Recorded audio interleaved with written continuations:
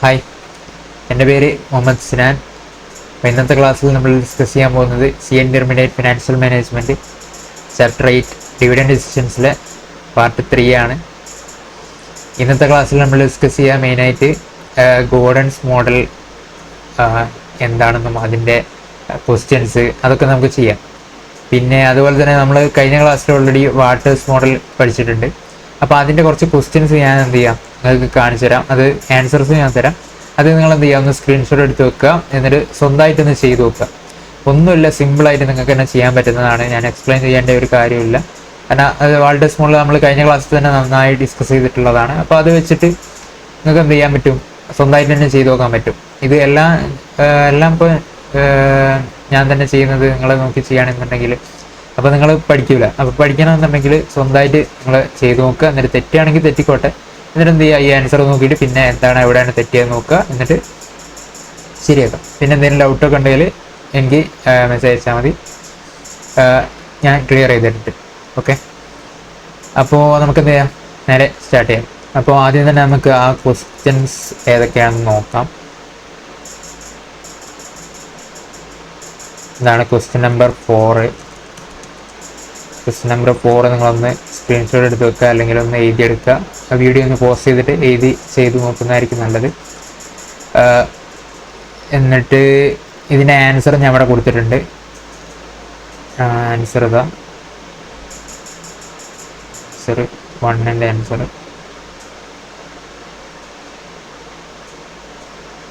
ബാക്കിയുള്ള ആൻസർ ഉണ്ട്.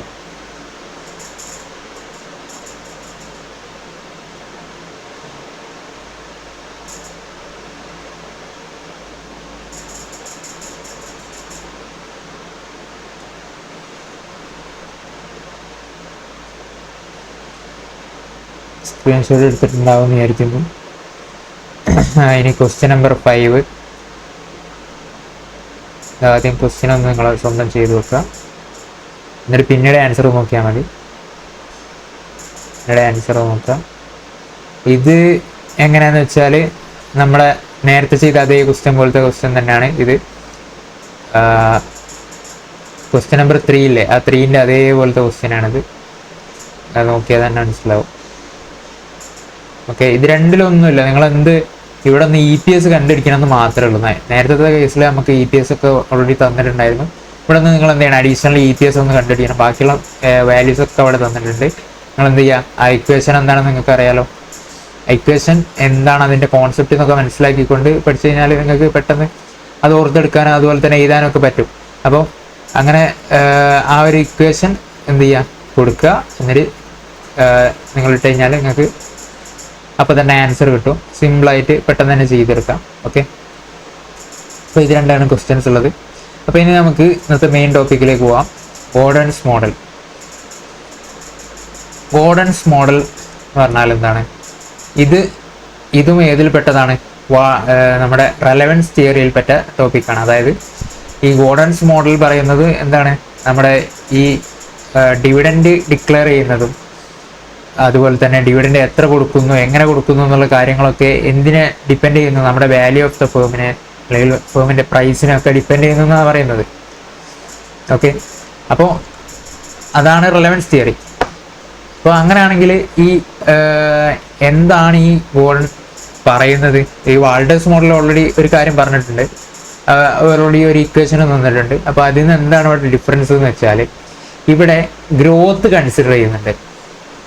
നേരത്തെ കേസിൽ എന്തുണ്ടായിരുന്നില്ല, വാൾട്ടേഴ്സ് മോഡൽ എന്തായിരുന്നു വെച്ചാൽ ഗ്രോത്തിനെ കൺസിഡർ ചെയ്യുന്നില്ല. അതുപോലത്തെ കുറേ ലിമിറ്റേഷൻസ് ഉണ്ട് അവിടെ. അതിനേക്കാൾ കുറച്ചുകൂടി അഡ്വാൻറ്റേജസ് ആയിട്ടുള്ള ഇതാണ് എന്ത്, ഗോർഡൻസ് മോഡൽ. ഇതിനും ലിമിറ്റേഷൻസ് ഉണ്ട്, ഇതും അസംഷൻസ് ഒക്കെ ബേസ് ചെയ്തിട്ടാണ് ചെയ്യുന്നത്. എന്നാലും ഇവിടെ മെയിൻ ആയിട്ടുള്ളൊരു കാര്യം ചെയ്യുന്നത് എന്താണ്, ഗ്രോത്ത് കൺസിഡർ ചെയ്യുന്നുണ്ട്. അപ്പോൾ അതാണ് ഇവിടെ മെയിൻ ആയിട്ടുള്ള പോയിന്റ് എന്ന് പറയുന്നത്. വാൾട്ടേഴ്സ് മോഡലും ഗോർഡൻസ് മോഡലും തമ്മിലുള്ള ഡിഫറൻസ് എന്ന് പറയുന്നത് ഗ്രോത്ത് കൺസിഡർ ചെയ്യുന്നതാണ്. Okay, according to Gordon's model dividend is relevant. Dividend relevant ആണ്. And dividend policy of a company affects its value. കമ്പനീൻ്റെ ഡിവിഡൻഡ് പോളിസി അതിൻ്റെ വാല്യൂവിനെ അഫക്റ്റ് ചെയ്യുന്നു. Following formula is used by Gordon to find out price per share. ആ formula നമ്മൾ discuss ചെയ്യും. Okay, പിന്നെ ഇതിൽ ഈ ഗോർഡൻസ് മോഡൽ ഒന്ന് ആദ്യത്തെ മോഡലുണ്ട്, പിന്നെ ഒന്ന് റിവൈസ്ഡ് ഗോർഡൻസ് മോഡലുണ്ട്. റിവൈസ്ഡ് ഗോർഡൻസ് മോഡൽ എന്ന് പറയുമ്പോൾ ബേർഡ് ഇൻ ഹാൻഡ് തിയറി അങ്ങനെയൊക്കെ പറഞ്ഞിട്ട് വേറെ പേരിലുണ്ട്. അത് നമുക്ക് ഈ അസംഷൻസ് ഒക്കെ നോക്കിക്കഴിഞ്ഞിട്ട് നമുക്ക് എന്ത് ചെയ്യാം നോക്കാം. ഓക്കെ, അപ്പോൾ ആദ്യം തന്നെ അസംഷൻസ് ഓഫ് ഗോർഡൻസ് മോഡൽ.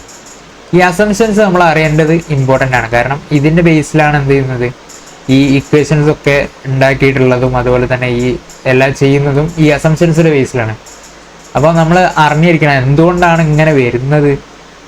അല്ലാതെ നമ്മൾ ജസ്റ്റ് ഇക്വേഷൻ കാണാതെ പഠിക്കുക അതുപോലെ ചെയ്യുക അങ്ങനെയല്ല.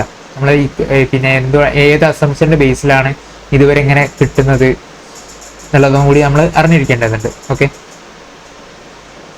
This model is based on following assumptions. Firm is an all equity firm, no ഡെപ്റ്റ്. അപ്പോൾ ഇതിലുള്ള അസംഷൻസ് ഒക്കെ എന്താണ്, ഓൾമോസ്റ്റ് വാൾട്ടേഴ്സ് മോഡലുമായിട്ട് സെയിം തന്നെയാണ്. പിന്നെ ചില ആ ഗ്രോത്തുമായിട്ട് ബന്ധപ്പെട്ടുള്ള ചില അസംഷൻസ് മാത്രമുണ്ട് എക്സ്ട്രാ ഉള്ളത്. ബാക്കിയൊക്കെ എന്താണെന്ന് വെച്ചാൽ നമ്മുടെ വാൾട്ടേഴ്സ് മോഡലിൻ്റെ ഏതാണ്ട് സെയിം തന്നെയാണ്. ഓക്കെ, ഇതിൽ IRR നെക്സ്റ്റ് എന്ന് പറയുന്നത് ആദ്യം ഫേം ഇക്വിറ്റി മാത്രം യൂസ് ചെയ്തിട്ടുള്ളതാണ്. അത് നമുക്ക് ഓൾറെഡി വാൾട്ടേഴ്സിലുള്ളതാണ്. പിന്നെ IRR will remain constant because the change in IRR will change the growth rate and consequently the value will be affected, hence assumption is necessary. ഇതെന്താ പറയുന്നത് വെച്ചാൽ നമ്മൾ കഴിഞ്ഞ ക്ലാസ്സിൽ ഓൾറെഡി ഡിസ്കസ് ചെയ്തത് എങ്ങനെയാണ് ഗ്രോത്ത് ഉണ്ടാകുന്നത്. ഗ്രോത്ത് എന്ന് പറഞ്ഞാൽ B/R ആണ്. B എന്ന് പറഞ്ഞാൽ നമ്മുടെ റിട്ടൻഷൻ റേഷ്യോ, അതുപോലെ തന്നെ R എന്ന് പറഞ്ഞാൽ റിട്ടേൺ അല്ലെങ്കിൽ IRR അല്ലെങ്കിൽ റിട്ടേൺ ഓൺ ഇൻവെസ്റ്റ്മെൻറ്റ് എന്നൊക്കെ പറയും. അപ്പോൾ ഇതെല്ലാമാണ് എന്ത് റിട്ടേൺ എന്ന് പറയുന്നത്. അപ്പം ഈ B/R എന്ന് പറയുമ്പം ഇതിലുള്ള ഓരോ കമ്പോണൻസ് മാറിയാലും ഈ ഗ്രോത്ത് മാറും. അതായത് ഇപ്പോൾ ഈ റിട്ടൻഷൻ റേഷ്യോ മാറിയാൽ എന്താവും, ഈ ഗ്രോത്ത് ചേഞ്ച് ആവും. അതുപോലെ തന്നെ ഈ പിന്നെ നമ്മുടെ റേറ്റ് ഓഫ് റിട്ടേൺ മാറിയാൽ എന്താവും, നമ്മുടെ ഗ്രോത്ത് ചേഞ്ച് ആവും. അപ്പോൾ ആ റേറ്റ് ചേഞ്ച് ആയി ഗ്രോത്ത് ചേഞ്ച് ആയി കഴിഞ്ഞാൽ എന്താവും എന്ന് വെച്ചാൽ നമ്മുടെ ഫേമിൻ്റെ വാല്യൂ മാറും. അപ്പോൾ ആ ഗ്രോത്തിലാണ് ഇവിടെ എല്ലാം കിടക്കുന്നത്. അപ്പോൾ ഈ ഗ്രോത്ത് മാറരുത് എന്നുണ്ടെങ്കിൽ എന്താവണം, ഇതെല്ലാം സെയിം ആയിരിക്കണം. ഓക്കെ, അപ്പോൾ അതാണ് ഇവിടെ ഒക്കെ പറയുന്നത്. ഇവിടെ IRR will remain constant. Okay, അതുണ്ട്. അതുപോലെ തന്നെ KU എന്തായിരിക്കണം, K കോൺസ്റ്റന്റ് ആയിരിക്കണം എന്നുള്ളത് എവിടെ ഉള്ളതാണ്, നമ്മുടെ വാൾട്ടേഴ്സ് മോഡലിൽ ഓൾറെഡി ഉള്ളതാണ്. കാരണം ഈ KE ചേഞ്ച് ആയി കഴിഞ്ഞാൽ എന്താവും, നമ്മുടെ NPV ഒക്കെ മാറും. അപ്പം NPV ഒക്കെ ബേസ് ചെയ്തിട്ടാണ് നമ്മുടെ ഈ എന്തെന്ന് പറയുന്നത്, അല്ലെങ്കിൽ നമ്മുടെ ഈ പ്രസന്റ് വാല്യൂ ഒക്കെ മാറിക്കഴിഞ്ഞാൽ എന്താവും, നമ്മുടെ ഫേമിൻ്റെ വാല്യൂ ഒക്കെ മാറും. ഓക്കെ, അതുപോലെ തന്നെ പിന്നീടുള്ളത് റിട്ടൻഷൻ റേഷ്യോ. ഈ റിട്ടൻഷൻ റേഷ്യോ ഞാൻ ഓൾറെഡി പറഞ്ഞു, ഈ ഗ്രോത്തിൻ്റെ ഇതുമായിട്ട് ബന്ധപ്പെട്ടുള്ളതാണ് എന്ത് ഈ റിട്ടൻഷൻ റേഷ്യോ എന്ന് പറയുന്നത്. അപ്പോൾ ഈ റിട്ടൻഷൻ റേഷ്യോ മാറിക്കഴിഞ്ഞാൽ എന്താവും, ഗ്രോത്ത് ചേഞ്ച് ആവും. ഗ്രോത്ത് ചേഞ്ച് ആയി കഴിഞ്ഞാൽ എന്താവും, നമ്മുടെ വാല്യൂ ചേഞ്ച് ആവും. ഓക്കെ, അപ്പോൾ അതുകൊണ്ട് ഗ്രോത്തും സെയിം ആണെന്നാണ് പറയുന്നത്. അപ്പോൾ ഇതൊക്കെ എന്ത് ചേഞ്ച് ആവും എന്നാണ് ഉദ്ദേശിക്കുന്നത്, ഇതൊന്നും ചേഞ്ച് ആവില്ല എന്നുള്ള ബേസിലാണ് ഈ ഗോർഡൻ എന്തുണ്ടാക്കിയത്, ഈ ഇക്വേഷൻ ഉണ്ടാക്കിയിട്ടുള്ളത്. അപ്പോൾ ഇതൊക്കെ ചേഞ്ച് ആയി കഴിഞ്ഞാൽ എന്താവും, നമ്മുടെ ആൻസർ തെറ്റിപ്പോവും. അപ്പോൾ അതുകൊണ്ടാണ് ഈ അസംഷൻസ് നോക്കണം എന്ന് പറയുന്നത്. പിന്നെ അതുപോലെ തന്നെ ഗ്രോത്ത് റേറ്റ് എങ്ങനെയാണ്, growth rate is also constant. അത് നമ്മൾ ഓൾറെഡി പറഞ്ഞു. ഇത് ബാക്കിയുള്ള ഐറ്റംസ് ഒക്കെ കോൺസ്റ്റന്റ് ആക്കുന്നത് എന്തിനു വേണ്ടിയിട്ടാണ്, നമ്മുടെ ഈ ഗ്രോത്ത് റേറ്റ് കോൺസ്റ്റന്റ് ആവാൻ വേണ്ടിയിട്ടാണ്. ഓക്കെ, പിന്നെയുള്ളത് KE greater than G. This assumption is necessary and based on the principle of the series of sum of geometric progression for n numbers of years. ഇത് എന്താന്ന് വെച്ചാൽ നമ്മുടെ ഇവിടെയുള്ള ഇക്വേഷൻ എങ്ങനെയാണ് വരുന്നതെന്ന് വെച്ചാൽ, ഇപ്പം ഈ കോൺസ്റ്റന്റ് ഗ്രോത്ത് റേറ്റിലൊക്കെ ഇത് ഇക്വേഷനൊക്കെ നമുക്ക് ഡിസ്കസ് ചെയ്യാം. അപ്പോൾ അതിൽ ഇവിടെ വരുന്നൊരു ഇക്വേഷൻ വേണമെങ്കിൽ എഴുതാം, D/1 + G raised to G divided by KE minus G. ഇങ്ങനെയാണ് നമ്മുടെ ഇക്വേഷൻ വരുന്നത്. P0 = D0 × 1 + G divided by KE minus G. ഇങ്ങനെയാണ് ഇക്വേഷൻ വരുന്നത്. ഇവിടെ എന്താണെന്ന് വെച്ചാൽ, ഇവിടെ ഇപ്പോൾ ഞാനൊരു ഡിവിഡൻറ്റ് പ്ലസ് ഗ്രോത്ത് ഒരു 10 കൊടുക്കാം. ഓക്കെ, ഡിവൈഡഡ് ബൈ KE എൻ്റെ കേസിൽ ഞാൻ ഒരു 10% ആണെന്ന് വിചാരിച്ചോളൂ. ഓക്കെ, 10% മൈനസ് എൻ്റെ ഗ്രോത്ത് 12% ഉണ്ടെന്ന് വിചാരിച്ചോളൂ. ഓക്കെ, 12% ഉണ്ട്. അപ്പോൾ ഇവിടെ എൻ്റെ ഫേമിൻ്റെ വാല്യൂ എത്രയാണ് വരിക, ഇവിടെ 10 divided by -2% ഈക്വൽ ടു 10/2% എന്ന് പറഞ്ഞാൽ എത്രയാണ്? 500 ആണ്. അപ്പോൾ -500 എനിക്ക് ഡിവിഡൻഡ് കിട്ടുന്നുണ്ട്. ആ ഡിവിഡൻഡ് എപ്പോഴെങ്കിലും നെഗറ്റീവ് ആവും. നെഗറ്റീവ് ഡിവിഡൻഡ് എന്ന് പറഞ്ഞിട്ട് ആർക്കെങ്കിലും ഡിവിഡൻഡ് കിട്ടുമോ? ഇല്ലല്ലോ. ഡിവിഡൻഡ് എപ്പോഴും പോസിറ്റീവ് ആയിട്ടേ ഉണ്ടാവുള്ളൂ. അപ്പം അതനുസരിച്ച് നമ്മൾ ചെയ്യുമ്പോൾ എന്തായിരിക്കും? അതുപോലെ തന്നെ ഫേമിൻ്റെ വാല്യൂം പോസിറ്റീവ് ആയിട്ട് തന്നെയാണ് ഉണ്ടാവുക. ഇതിപ്പോൾ നമ്മൾ മൈനസ് വരുമ്പോൾ ഇതെങ്ങനെയാണ് ഫേമിൻ്റെ വാല്യൂ നെഗറ്റീവായി വരുന്നത്? അതും ഇവിടെ ഗ്രോത്ത് കൂടുമ്പോൾ എന്താണ്? ഫേമിൻ്റെ വാല്യൂ നെഗറ്റീവിലേക്ക് പോവുകയാണ്. ശരിക്കും എന്താ ചെയ്യേണ്ടത്? ഗ്രോത്ത് കൂടുന്നതനുസരിച്ച് നമ്മുടെ വാല്യൂ കൂടുകയാണ് ചെയ്യേണ്ടത്. ഇപ്പോൾ ഇത് ഞാൻ ഇനി വേറൊരു കേസ് നോക്കിക്കോളൂ. ഈ 10% മൈനസ് ഇപ്പോൾ 12%-ന് പകരം ഇവിടെ ഒരു 9% ആണെന്ന് വിചാരിച്ചോളൂ. അങ്ങനത്തെ ഒരു കേസാണെങ്കിൽ ഇവിടെ എന്താ വരിക എന്ന് വെച്ചാൽ 10/1% = 1000 എന്ന് വരും. അപ്പോൾ ഇവിടെ എന്തായി? ഫേമിൻ്റെ വാല്യൂ ഇവിടെ ഗ്രോത്ത് എന്താണ്? 12%-നേക്കാളും ഗ്രോത്ത് എന്താണ്? 3% കുറവാണ് 9% എന്ന് പറയുന്നത്. പക്ഷെ എന്നിട്ട് എന്ത് ചെയ്തു? ആ 9% ഗ്രോത്ത് ആയപ്പോൾ തന്നെ എത്രയായി? അതിനേക്കാളും അവിടെ നെഗറ്റീവ് ആയിരുന്നു, ഇവിടെ എത്ര ഈ പോസിറ്റീവായി മാറുകയും ചെയ്തു. അപ്പോൾ ഇതാണ് ഇതിലൊരു മെയിൻ നെഗറ്റീവ് എന്ന് പറയുന്നത്. അതായത് ഇവിടെ ഒരു ലിമിറ്റേഷൻ എന്ന് പറയുന്നത് ഇതാണ്. കെ എപ്പോഴും എന്തായിരിക്കണം? ഗ്രോത്തിനേക്കാൾ കൂടുതലായിരിക്കണം, എന്നാലേ ഇവിടെ ഇക്വേഷൻ കറക്റ്റായിട്ട് വരുള്ളൂ. ഇത് കണ്ടോ? ഇത് ഇവിടെ എന്താണ്? 10%. കെ ഇവിടെ 10% ആണ്, ഗ്രോത്ത് 9% ആണ്. ഇവിടെ എന്താണ്? കെ > ജി ആണുള്ളത്. അപ്പം കെ > ജി അല്ലെങ്കിൽ ഉള്ള പ്രശ്നം എന്താണെന്ന് വെച്ചാൽ ഇവിടെ എന്ത് കിട്ടില്ല? വാല്യൂ കറക്റ്റായിട്ട് കിട്ടില്ല. ഓക്കെ, അപ്പോൾ അത് ശ്രദ്ധിക്കുക. അതാണ് ഇവിടുത്തെ ഈ അസംപ്ഷൻ പറയുന്നത്. This assumption is necessary based on principle of series of some geometric progression for n numbers of years.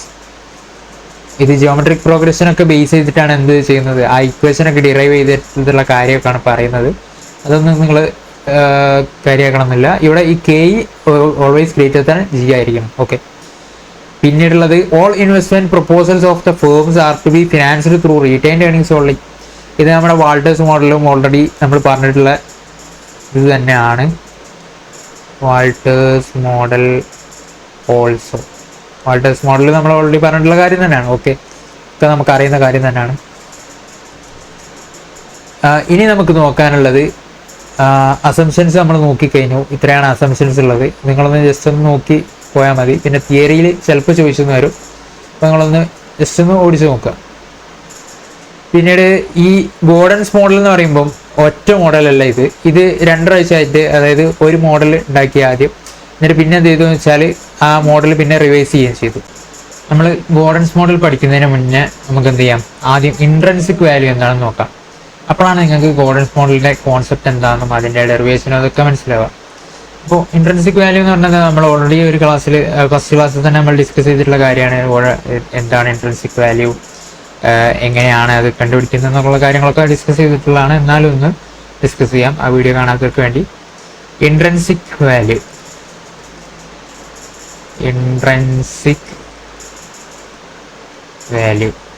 Intrinsic value എന്നുള്ളതിനെ കൊണ്ട് ഉദ്ദേശിക്കുന്നത്, ഇപ്പം നിങ്ങൾ ഷെയറിന്റെ ഇൻട്രൻസിക് വാല്യൂ എന്നൊക്കെ പറയുന്നത്, ഇപ്പം സ്റ്റോക്ക് മാർക്കറ്റായിട്ട് ബന്ധമുള്ള ആൾക്കാരാണെങ്കിൽ നിങ്ങൾക്ക് അറിയുന്നുണ്ടാവും ഈ ഷെയറിന് ഇത്ര ഇൻട്രൻസിക് വാല്യൂ ആണ് നമ്മൾ കണക്കാക്കുന്നത് എന്നൊക്കെ പറഞ്ഞിട്ട്. ഇപ്പം ഷെയറിന്റെ ഓരോ ബ്രോഡ്കാസ്റ്റേഴ്സ് ഒക്കെ ഉണ്ട്. അപ്പോൾ അവരെന്ത് ചെയ്യുന്നത് വെച്ചാൽ ഈ ഷെയറിനെ ഞങ്ങൾ ഇത്രയാണ് ഇൻട്രൻസിക് വാല്യൂ കണക്കാക്കുന്നത്, അപ്പോൾ ഇത് ഇപ്പം മാർക്കറ്റിൽ അവൈലബിൾ ആയിട്ടുള്ളത് അതിനേക്കാൾ കുറഞ്ഞ പ്രൈസിലാണ്, അപ്പോൾ നിങ്ങൾ എന്ത് ചെയ്തോളൂ, ബൈ ചെയ്തോളൂ എന്നൊക്കെ പറഞ്ഞിട്ട് നിങ്ങൾ ചിലപ്പം സ്റ്റോക്ക് മാർക്കറ്റ് അങ്ങനെ ബ്രോഡ്കാസ്റ്റ് ചെയ്യുന്ന ആൾക്കാരുണ്ട്. അപ്പം അവരുടെ ഒക്കെ ബ്രോഡ്കാസ്റ്റ് കേട്ടിട്ടുണ്ടെങ്കിൽ നിങ്ങൾ മനസ്സിലായിട്ടുണ്ടാവും ഇൻട്രൻസിക് വാല്യൂ എന്ന് അവരിങ്ങനെ പറയുന്നത് കേൾക്കാം. അപ്പോൾ എന്താണ് ഈ ഇൻട്രൻസിക് വാല്യൂ എന്ന് പറഞ്ഞാൽ? ഈ ഇൻട്രൻസിക് വാല്യൂ എന്ന് പറഞ്ഞാൽ നമ്മൾക്ക് ഇപ്പോൾ ഞാനിപ്പോൾ ഒരു സ്റ്റോക്കിൽ ഇൻവെസ്റ്റ് ചെയ്യാൻ പോവാണ്. ഞാനിപ്പോൾ ഒരു സ്റ്റോക്ക് പർച്ചേസ് ചെയ്യാൻ പോവാണ്. ഇപ്പോൾ ഒരു റിലയൻസിൻ്റെ ഷെയർസ് ഒരു 10 ഷെയർസ് ഞാൻ പർച്ചേസ് ചെയ്യാണ്. ഇപ്പോൾ അതിൻ്റെ പ്രൈസ് വരുന്നത് ഒരു 3000 ആണ്. ഓക്കെ, ഈ 3000 പ്രൈസ് വരുന്നുണ്ട്. എന്നിട്ട് ഇതിന് ഞാൻ എക്സ്പെക്ട് ചെയ്യുന്നത് എന്താണെന്ന് വെച്ചാൽ, ഈ ഇൻട്രൻസിക് വാല്യൂ നമ്മൾ എങ്ങനെ കണക്കാക്കാന്ന് വെച്ചാൽ നമ്മൾ ഫ്യൂച്ചർ ക്യാഷ് ഫ്ലോസ് എക്സ്പെക്ട് ചെയ്യാണ്. ഇപ്പം ഞാൻ ഈ ഫ്യൂച്ചറിൽ ഒരു 5 കൊല്ലമാണ് ഞാൻ ഹോൾഡ് ചെയ്യാൻ ഉദ്ദേശിക്കുന്നത്. 5 years ഞാൻ ഹോൾഡ് ചെയ്യാൻ ഉദ്ദേശിക്കുന്നുണ്ട്. ഞാനിപ്പോൾ ഒരു ഈ സീറോ തിയറിൽ ഞാനിപ്പോൾ ഇത് വാങ്ങി 3000 വാങ്ങി 10 അപ്പോൾ 30,000 റുപ്പീസിന് ഞാൻ വാങ്ങി. ഇത് ഞാൻ 5 years ആണ് ഹോൾഡ് ചെയ്യാൻ ഉദ്ദേശിക്കുന്നത്. അപ്പോൾ ഓരോ ഇയറിലും എനിക്ക് എത്ര റിട്ടേൺ കിട്ടും എന്നുള്ളതാണ് എനിക്ക് നോക്കേണ്ടത്. റിട്ടേൺ ഈ നമ്മുടെ FM-ൽ മെയിനായിട്ട് നമ്മൾ ഫോക്കസ് ചെയ്യുന്നത് എന്താണ്? Return rather than return. നമ്മൾ ഫോക്കസ് ചെയ്യുന്നത് ക്യാഷ് ഫ്ലോ ആണെന്ന് ഞാൻ ഓൾറെഡി പറഞ്ഞിട്ടുണ്ട്. ക്യാഷ് ഫ്ലോ എപ്പോഴാണോ നമുക്ക് കിട്ടുന്നത് അത് വെച്ചിട്ടാണ് നമ്മൾ റിട്ടേൺ കാൽക്കുലേറ്റ് ചെയ്യുക. അല്ലാതെ നമ്മളെ ഷെയറിന്റെ പ്രൈസ് ഇത്ര കൂടി എന്ന് വിചാരിച്ച് നമുക്ക് എന്ത് കിട്ടുന്നില്ല, ആ പൈസ അങ്ങോട്ട് നമുക്ക് കിട്ടുന്നില്ല. അപ്പോൾ അതുകൊണ്ട് തന്നെ നമ്മൾ ക്യാഷ് ഫ്ലോ എപ്പോഴാണ് നമ്മുടെ കയ്യിൽ വരുന്നത് ആ ടൈമായിരിക്കും നമ്മൾ FM-ൽ കണക്കാക്കുക. അപ്പോൾ അത് മൈൻഡ് വെക്കുക ആദ്യം തന്നെ. ഇപ്പം ഞാനിങ്ങനെ ടൈമിലെ വരക്കുകയാണെങ്കിൽ ഇതിപ്പോൾ 0th ഇയർ ഞാൻ ഇവിടെ നിന്നാണ് പർച്ചേസ് ചെയ്തത്. 1st year, 2nd year, 3rd year, 4th year, 5th year, ഇങ്ങനെയാണ് എനിക്കുള്ളത്. അപ്പോൾ ഞാൻ എക്സ്പെക്ട് ചെയ്യുന്നത് എന്താണെന്ന് വെച്ചാൽ എക്സ്പെക്റ്റിംഗ് ദാറ്റ് ഇവിടെ ഒരു 30,000 ടോട്ടൽ ഷെയർസ് ഉള്ളത്. ഈ 30,000-ന്റെ ഒരു 10% ഡിവിഡൻഡ് ഡിക്ലെയർ ചെയ്യും എന്നുള്ള ഒരു എക്സ്പെക്ടേഷനാണ് ഞാൻ വെക്കുന്നത്. അപ്പോൾ ശരിക്കും ആക്ച്വലി അത്ര ഒന്നും ഡിക്ലെയർ ചെയ്യാറില്ല. എന്നാലും ഞാൻ നിങ്ങൾക്ക് ഇൻട്രിൻസിക് വാല്യൂ എന്താണെന്ന് പറഞ്ഞു തരാൻ വേണ്ടിയിട്ടാണ് പറയുന്നത്. ഇപ്പോൾ ഒരു 30,000-ന്റെ 10% എന്ന് പറയുമ്പോൾ എത്രയാണ് വരിക? 3,000 റുപ്പീസ് ഫസ്റ്റ് ഇയർ ഡിവിഡൻഡ് കിട്ടുന്നു. 2nd ഇയറും 3,000 കിട്ടുന്നു. 3rd ഇയർ ഞാൻ എക്സ്പെക്ട് ചെയ്യുന്നത് ഒരു 10% 15% ആവുന്നതായിരിക്കും. 15% ആകുമ്പോൾ 4,500 ആവുന്നു. പിന്നെയും 4,500 ആവുന്നു. ഇവിടെയും 4,500 കിട്ടുന്നു. അതുപോലെ തന്നെ ഇവിടെ എന്ത് കിട്ടുന്നു? എനിക്ക് ഈ ഷെയറിന്റെ ഞാൻ ഇവിടുന്ന് ഷെയർ സെല് ചെയ്യുകയും ചെയ്യുന്നു. അപ്പോൾ ഈ സെല് ചെയ്യുന്ന ടൈമിൽ എൻ്റെ ഷെയറിന്റെ വാല്യൂ ഞാൻ എക്സ്പെക്ട് ചെയ്യുന്നത്, ഇതിപ്പോൾ എനിക്ക് ഡിവിഡൻഡ് കിട്ടിയ കണക്കാണ് ഞാൻ പറഞ്ഞത്, എൻ്റെ ഷെയറിന്റെ വാല്യൂ ഡബിൾ ആവുമെന്നാണ് ഞാൻ എക്സ്പെക്ട് ചെയ്യുന്നത്. അപ്പോൾ 60,000 എൻ്റെ ഷെയറിന്റെ വാല്യൂവും കൂടി കൂട്ടുന്നു. ഓക്കെ, ഇങ്ങനെയാണ് എനിക്ക് കിട്ടാൻ പോകുന്ന ക്യാഷ് ഫ്ലോസ് ഞാൻ അതിൽ നിന്ന് എക്സ്പെക്ട് ചെയ്യുന്നത്. എന്നിട്ട് അപ്പോൾ ഞാനിനി എന്ത് ചെയ്യാൻ പോവാണ്? ഈ ക്യാഷ് ഫ്ലോസിനൊക്കെ ഞാൻ എന്ത് ചെയ്യാം? പ്രസന്റ് വാല്യൂയിലേക്ക് കൺവേർട്ട് ചെയ്യാൻ പോവാണ്. കാരണം അപ്പോഴാണ് എനിക്ക് ഇൻട്രിൻസിക് വാല്യൂ എന്ന് പറഞ്ഞാൽ ഒന്നുമില്ല, നമ്മുടെ സാധാ നമ്മളെ പ്രസന്റ് വാല്യൂ ചെയ്യൂലേ, അതായത് ഫ്യൂച്ചർ ക്യാഷ് ഫ്ലോസിനെ പ്രസന്റ് വാല്യൂയിലേക്ക് മാറ്റി കഴിഞ്ഞാൽ നമുക്ക് എന്ത് കിട്ടും? Cumulative present value of cash flows കിട്ടും.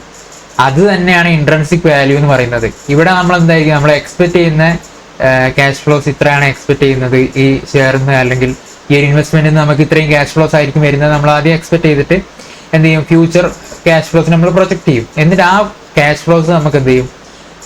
റിസീവ് ചെയ്യുന്ന പോലെ കാണിച്ചിട്ട് അത് പ്രസന്റ് വാല്യൂ നമ്മൾ കണ്ടുപിടിക്കും.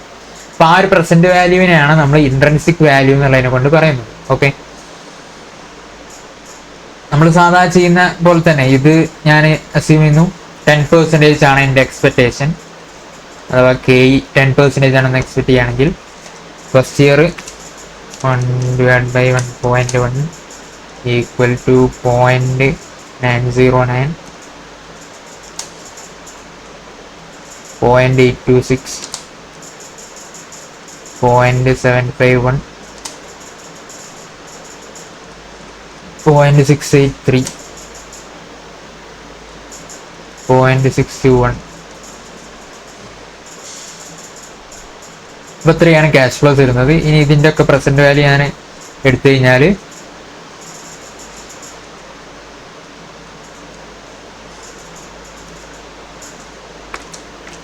3,000 into 0.909 equals 2727 plus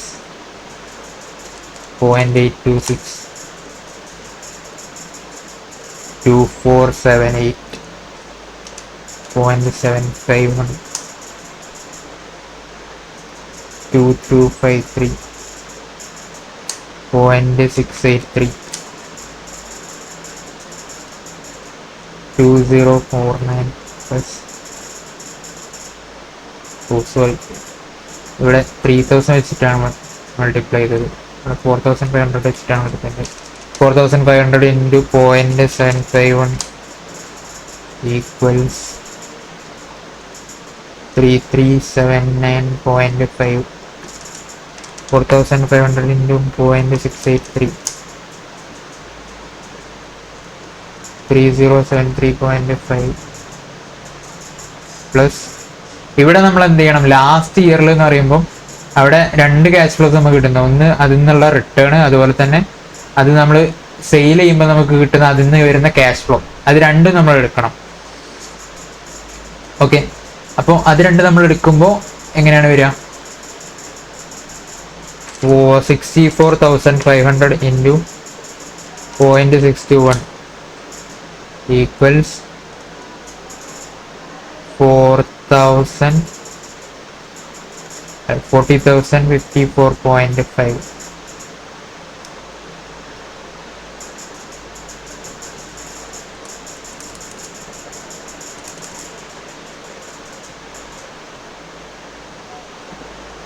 അപ്പോൾ നമുക്ക് ടോട്ടൽ ചെയ്ത് നോക്കുകയാണെങ്കിൽ plus 373.5 plus 3379.5 plus 2478 plus 2727 equal to 51,712.5. ഇതാണ് എൻ്റെ ഇപ്പോഴത്തെ ഇൻട്രൻസിക് വാല്യൂ എന്ന് പറയുന്നത്. ഇൻട്രൻസിക് വാല്യൂ ഓഫ് ഷെയർ എന്ന് പറയുന്നത് 51,715 ആണ് എനിക്കിപ്പോൾ വരുന്നത്.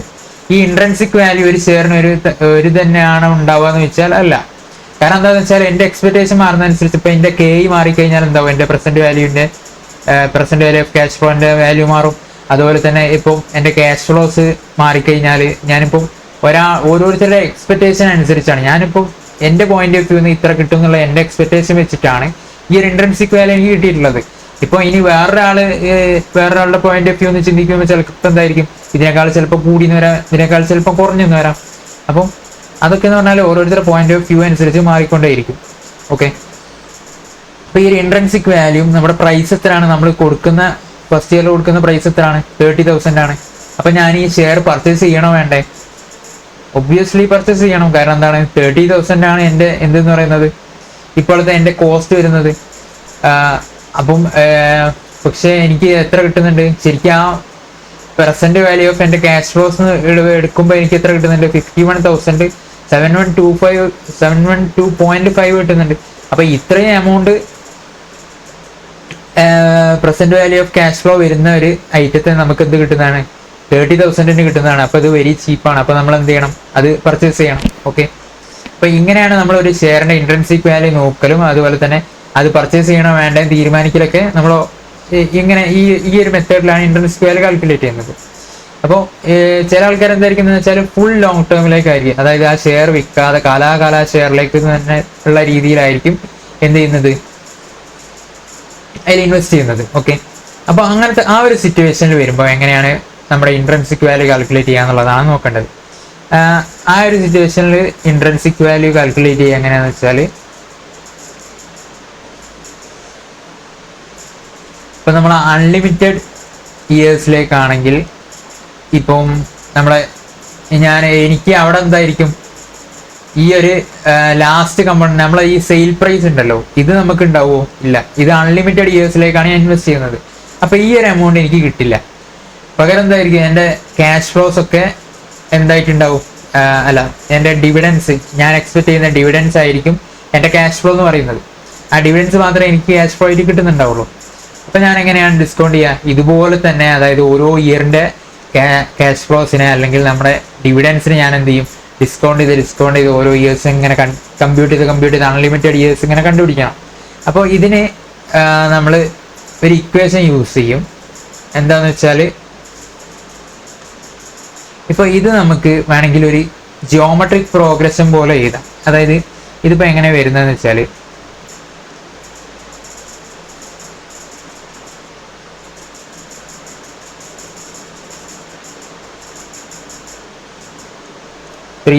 ആണ് 3000 ഇൻറ്റു എങ്ങനെയാണ് നമ്മൾ ഡിസ്കൗണ്ടിങ് ഫാക്ടർ എഴുതുക, 1 ഡിവൈഡഡ് ബൈ 1 പ്ലസ് കെ അല്ലെങ്കിൽ 1 plus 1.1 plus 3000 into 1 divided by 1 plus 0.1 raised 2. ഇങ്ങനെ ഇങ്ങനെ ഇങ്ങനെ ഇങ്ങനെ നമ്മൾ എന്ത് ചെയ്യും, ആഡ് ചെയ്ത് ഇങ്ങനെ പോകുന്നതാണ് എന്തെന്ന് പറയുന്നത്, നമ്മുടെ ഈ ഇക്വേഷൻ എന്ന് പറയുന്നത്. ഇക്വേഷൻ അല്ല, നമ്മുടെ ഈ ക്യാഷ് ഫ്ലോ എന്ന് പറയുന്നത് ഇങ്ങനെ ആഡ് ചെയ്ത് പോകുന്നതാണ്. അപ്പോൾ ഞാൻ അസ്യൂം ചെയ്യാണ് ഇവിടെ നമ്മുടെ ഡിവിഡൻസ് ആർ സെയിം എന്ന് അസ്യൂം ചെയ്യുകയാണെങ്കിൽ, എനിക്ക് എങ്ങനെയാണ് ഇവിടെ കിട്ടുക, അതായത് എല്ലാ ഇയറിലും 3000 തന്നെയാണ് എൻ്റെ ഡിവിഡൻഡ് വരുന്നത്. അപ്പം ഞാൻ എന്ത് ചെയ്യും, ഈ ഒരു 3000 ഞാൻ കോമൺ ആക്കി എടുക്കുകയാണ്. 3000 കോമൺ ആക്കി ഞാൻ എടുത്തു. എന്നിട്ട് എന്ത് ചെയ്യും, ഈ ഒരു കോമൺ ആക്കി എടുത്തു കഴിഞ്ഞാൽ അതിൻ്റെ പകരം എന്തായിരിക്കും, അവിടെ ഒരു 1 നമ്മൾ കൊടുത്തു കഴിഞ്ഞാൽ എന്താവും, അത് ടാലി ആയി പോകും. 1 ഇവിടെ കൊടുത്തു, 1 into 1 divided by 1 plus 0.1 raised 1 plus ഇവിടെയും 1 ഡിവൈഡ് ബൈ 1 പ്ലസ് 0.1 റേസ്റ്റ് 2 ഇങ്ങനെ പ്ലസ് n വരും, ഡിവൈഡ് ബൈ n എന്നൊക്കെ പറഞ്ഞ് വരും. അപ്പോൾ ഇതെന്താണ്, ഇത് നിങ്ങൾക്ക് എവിടെയെങ്കിലും കണ്ടുപരിചയമുള്ള ഒരു സാധനമാണോ? ഇത് ഞാൻ ഇതിൻ്റെ ഡെറിവേഷൻ എങ്ങനെ വരുന്നതാണ് പറഞ്ഞു തരുന്നത്. ഇത് നിങ്ങൾക്ക് ഈ ഡെറിവേഷൻ ഇങ്ങനത്തെ ഇതിനോട് താല്പര്യമില്ല എന്നുണ്ടെങ്കിൽ നിങ്ങൾക്ക് സ്കിപ്പ് ചെയ്തിട്ട് ബാക്കിയുള്ള ഭാഗം കാണാം. ഓക്കെ, അപ്പം ഇനി ഇതെന്ന് പറയുന്നത്, ഇത് നിങ്ങൾക്ക് ഏതെങ്കിലും ഒരു സീരീസ് ആയിട്ട് ഓർക്കാൻ പറ്റുന്നുണ്ടോ? അതായത് നമ്മൾ ജിയോമെട്രിക് പ്രോഗ്രഷൻ, അതുപോലെ തന്നെ അരിത്തമാറ്റിക് സീരീസ് എന്നൊക്കെ പറഞ്ഞ് പഠിച്ചിട്ടുണ്ട്. ഇതെന്താണ്, ജിയോമെട്രിക് പ്രോഗ്രഷൻ ആണ് ഇത് വരുന്നത്. ജിയോമെട്രിക് പ്രോഗ്രഷൻ എന്ന് പറയുമ്പം ഫസ്റ്റ് ഒരു നമ്പർ ആയിരിക്കും, അതിനെ കൊണ്ട് ഒരു നമ്പർ മൾട്ടിപ്ലൈ ചെയ്തതായിരിക്കും നെക്സ്റ്റ് നമ്പർ. ഇപ്പം ഞാൻ ഒരു 2നെ കോമൺ ഫാക്ടർ അല്ലെങ്കിൽ 6 ആയിട്ട് എടുക്കുകയാണെങ്കിൽ, 6 എന്നാണ് നമ്മുടെ കോമൺ മൾട്ടിപ്പിളിനെ പറയുന്ന പേര്. അപ്പം അങ്ങനെ ഞാൻ 6നെ 2 ആയിട്ട് എടുക്കുകയാണെങ്കിൽ ഇവിടെ എനിക്ക് സെക്കൻഡ് നമ്പർ എന്ന് പറയുന്നത് 2 ആയിരിക്കും. പിന്നെ ഞാൻ ഈ 2നെ ഈ 2 കൊണ്ട് മൾട്ടിപ്ലൈ ചെയ്യും, അപ്പോൾ എനിക്ക് 4 കിട്ടും. ഈ 4നെ ഞാൻ 2 കൊണ്ട് മൾട്ടിപ്ലൈ ചെയ്യും, അപ്പോൾ എനിക്ക് എത്ര കിട്ടും, 8 കിട്ടും. പിന്നെ എത്ര കിട്ടും, 16 കിട്ടും. ഇങ്ങനെ പോകുന്ന സീരീസിനാണ് ജിയോമെട്രിക് പ്രോഗ്രഷൻ സീരീസ് എന്ന് പറയുന്നത്. അപ്പം ഇങ്ങനെ ജിയോമെട്രിക് പ്രോഗ്രഷൻ സീരീസ് ആണെങ്കിൽ അതിൻ്റെ സമ്മ് കാണാൻ ഒരു ഇക്വേഷൻ ഉണ്ട്. സമ്മ് കാണാൻ എന്താണ്, a ഡിവൈഡഡ് ബൈ 1 - r എന്നുള്ളൊരു ഇക്വേഷൻ ഉണ്ട്. ഇതാണ് എന്ത്, നമ്മുടെ ഇങ്ങനത്തെ ഒരു സീരീസിന് സമ്മ് കാണാനുള്ള ഇക്വേഷൻ എന്ന് പറയുന്നത്. ഓക്കെ,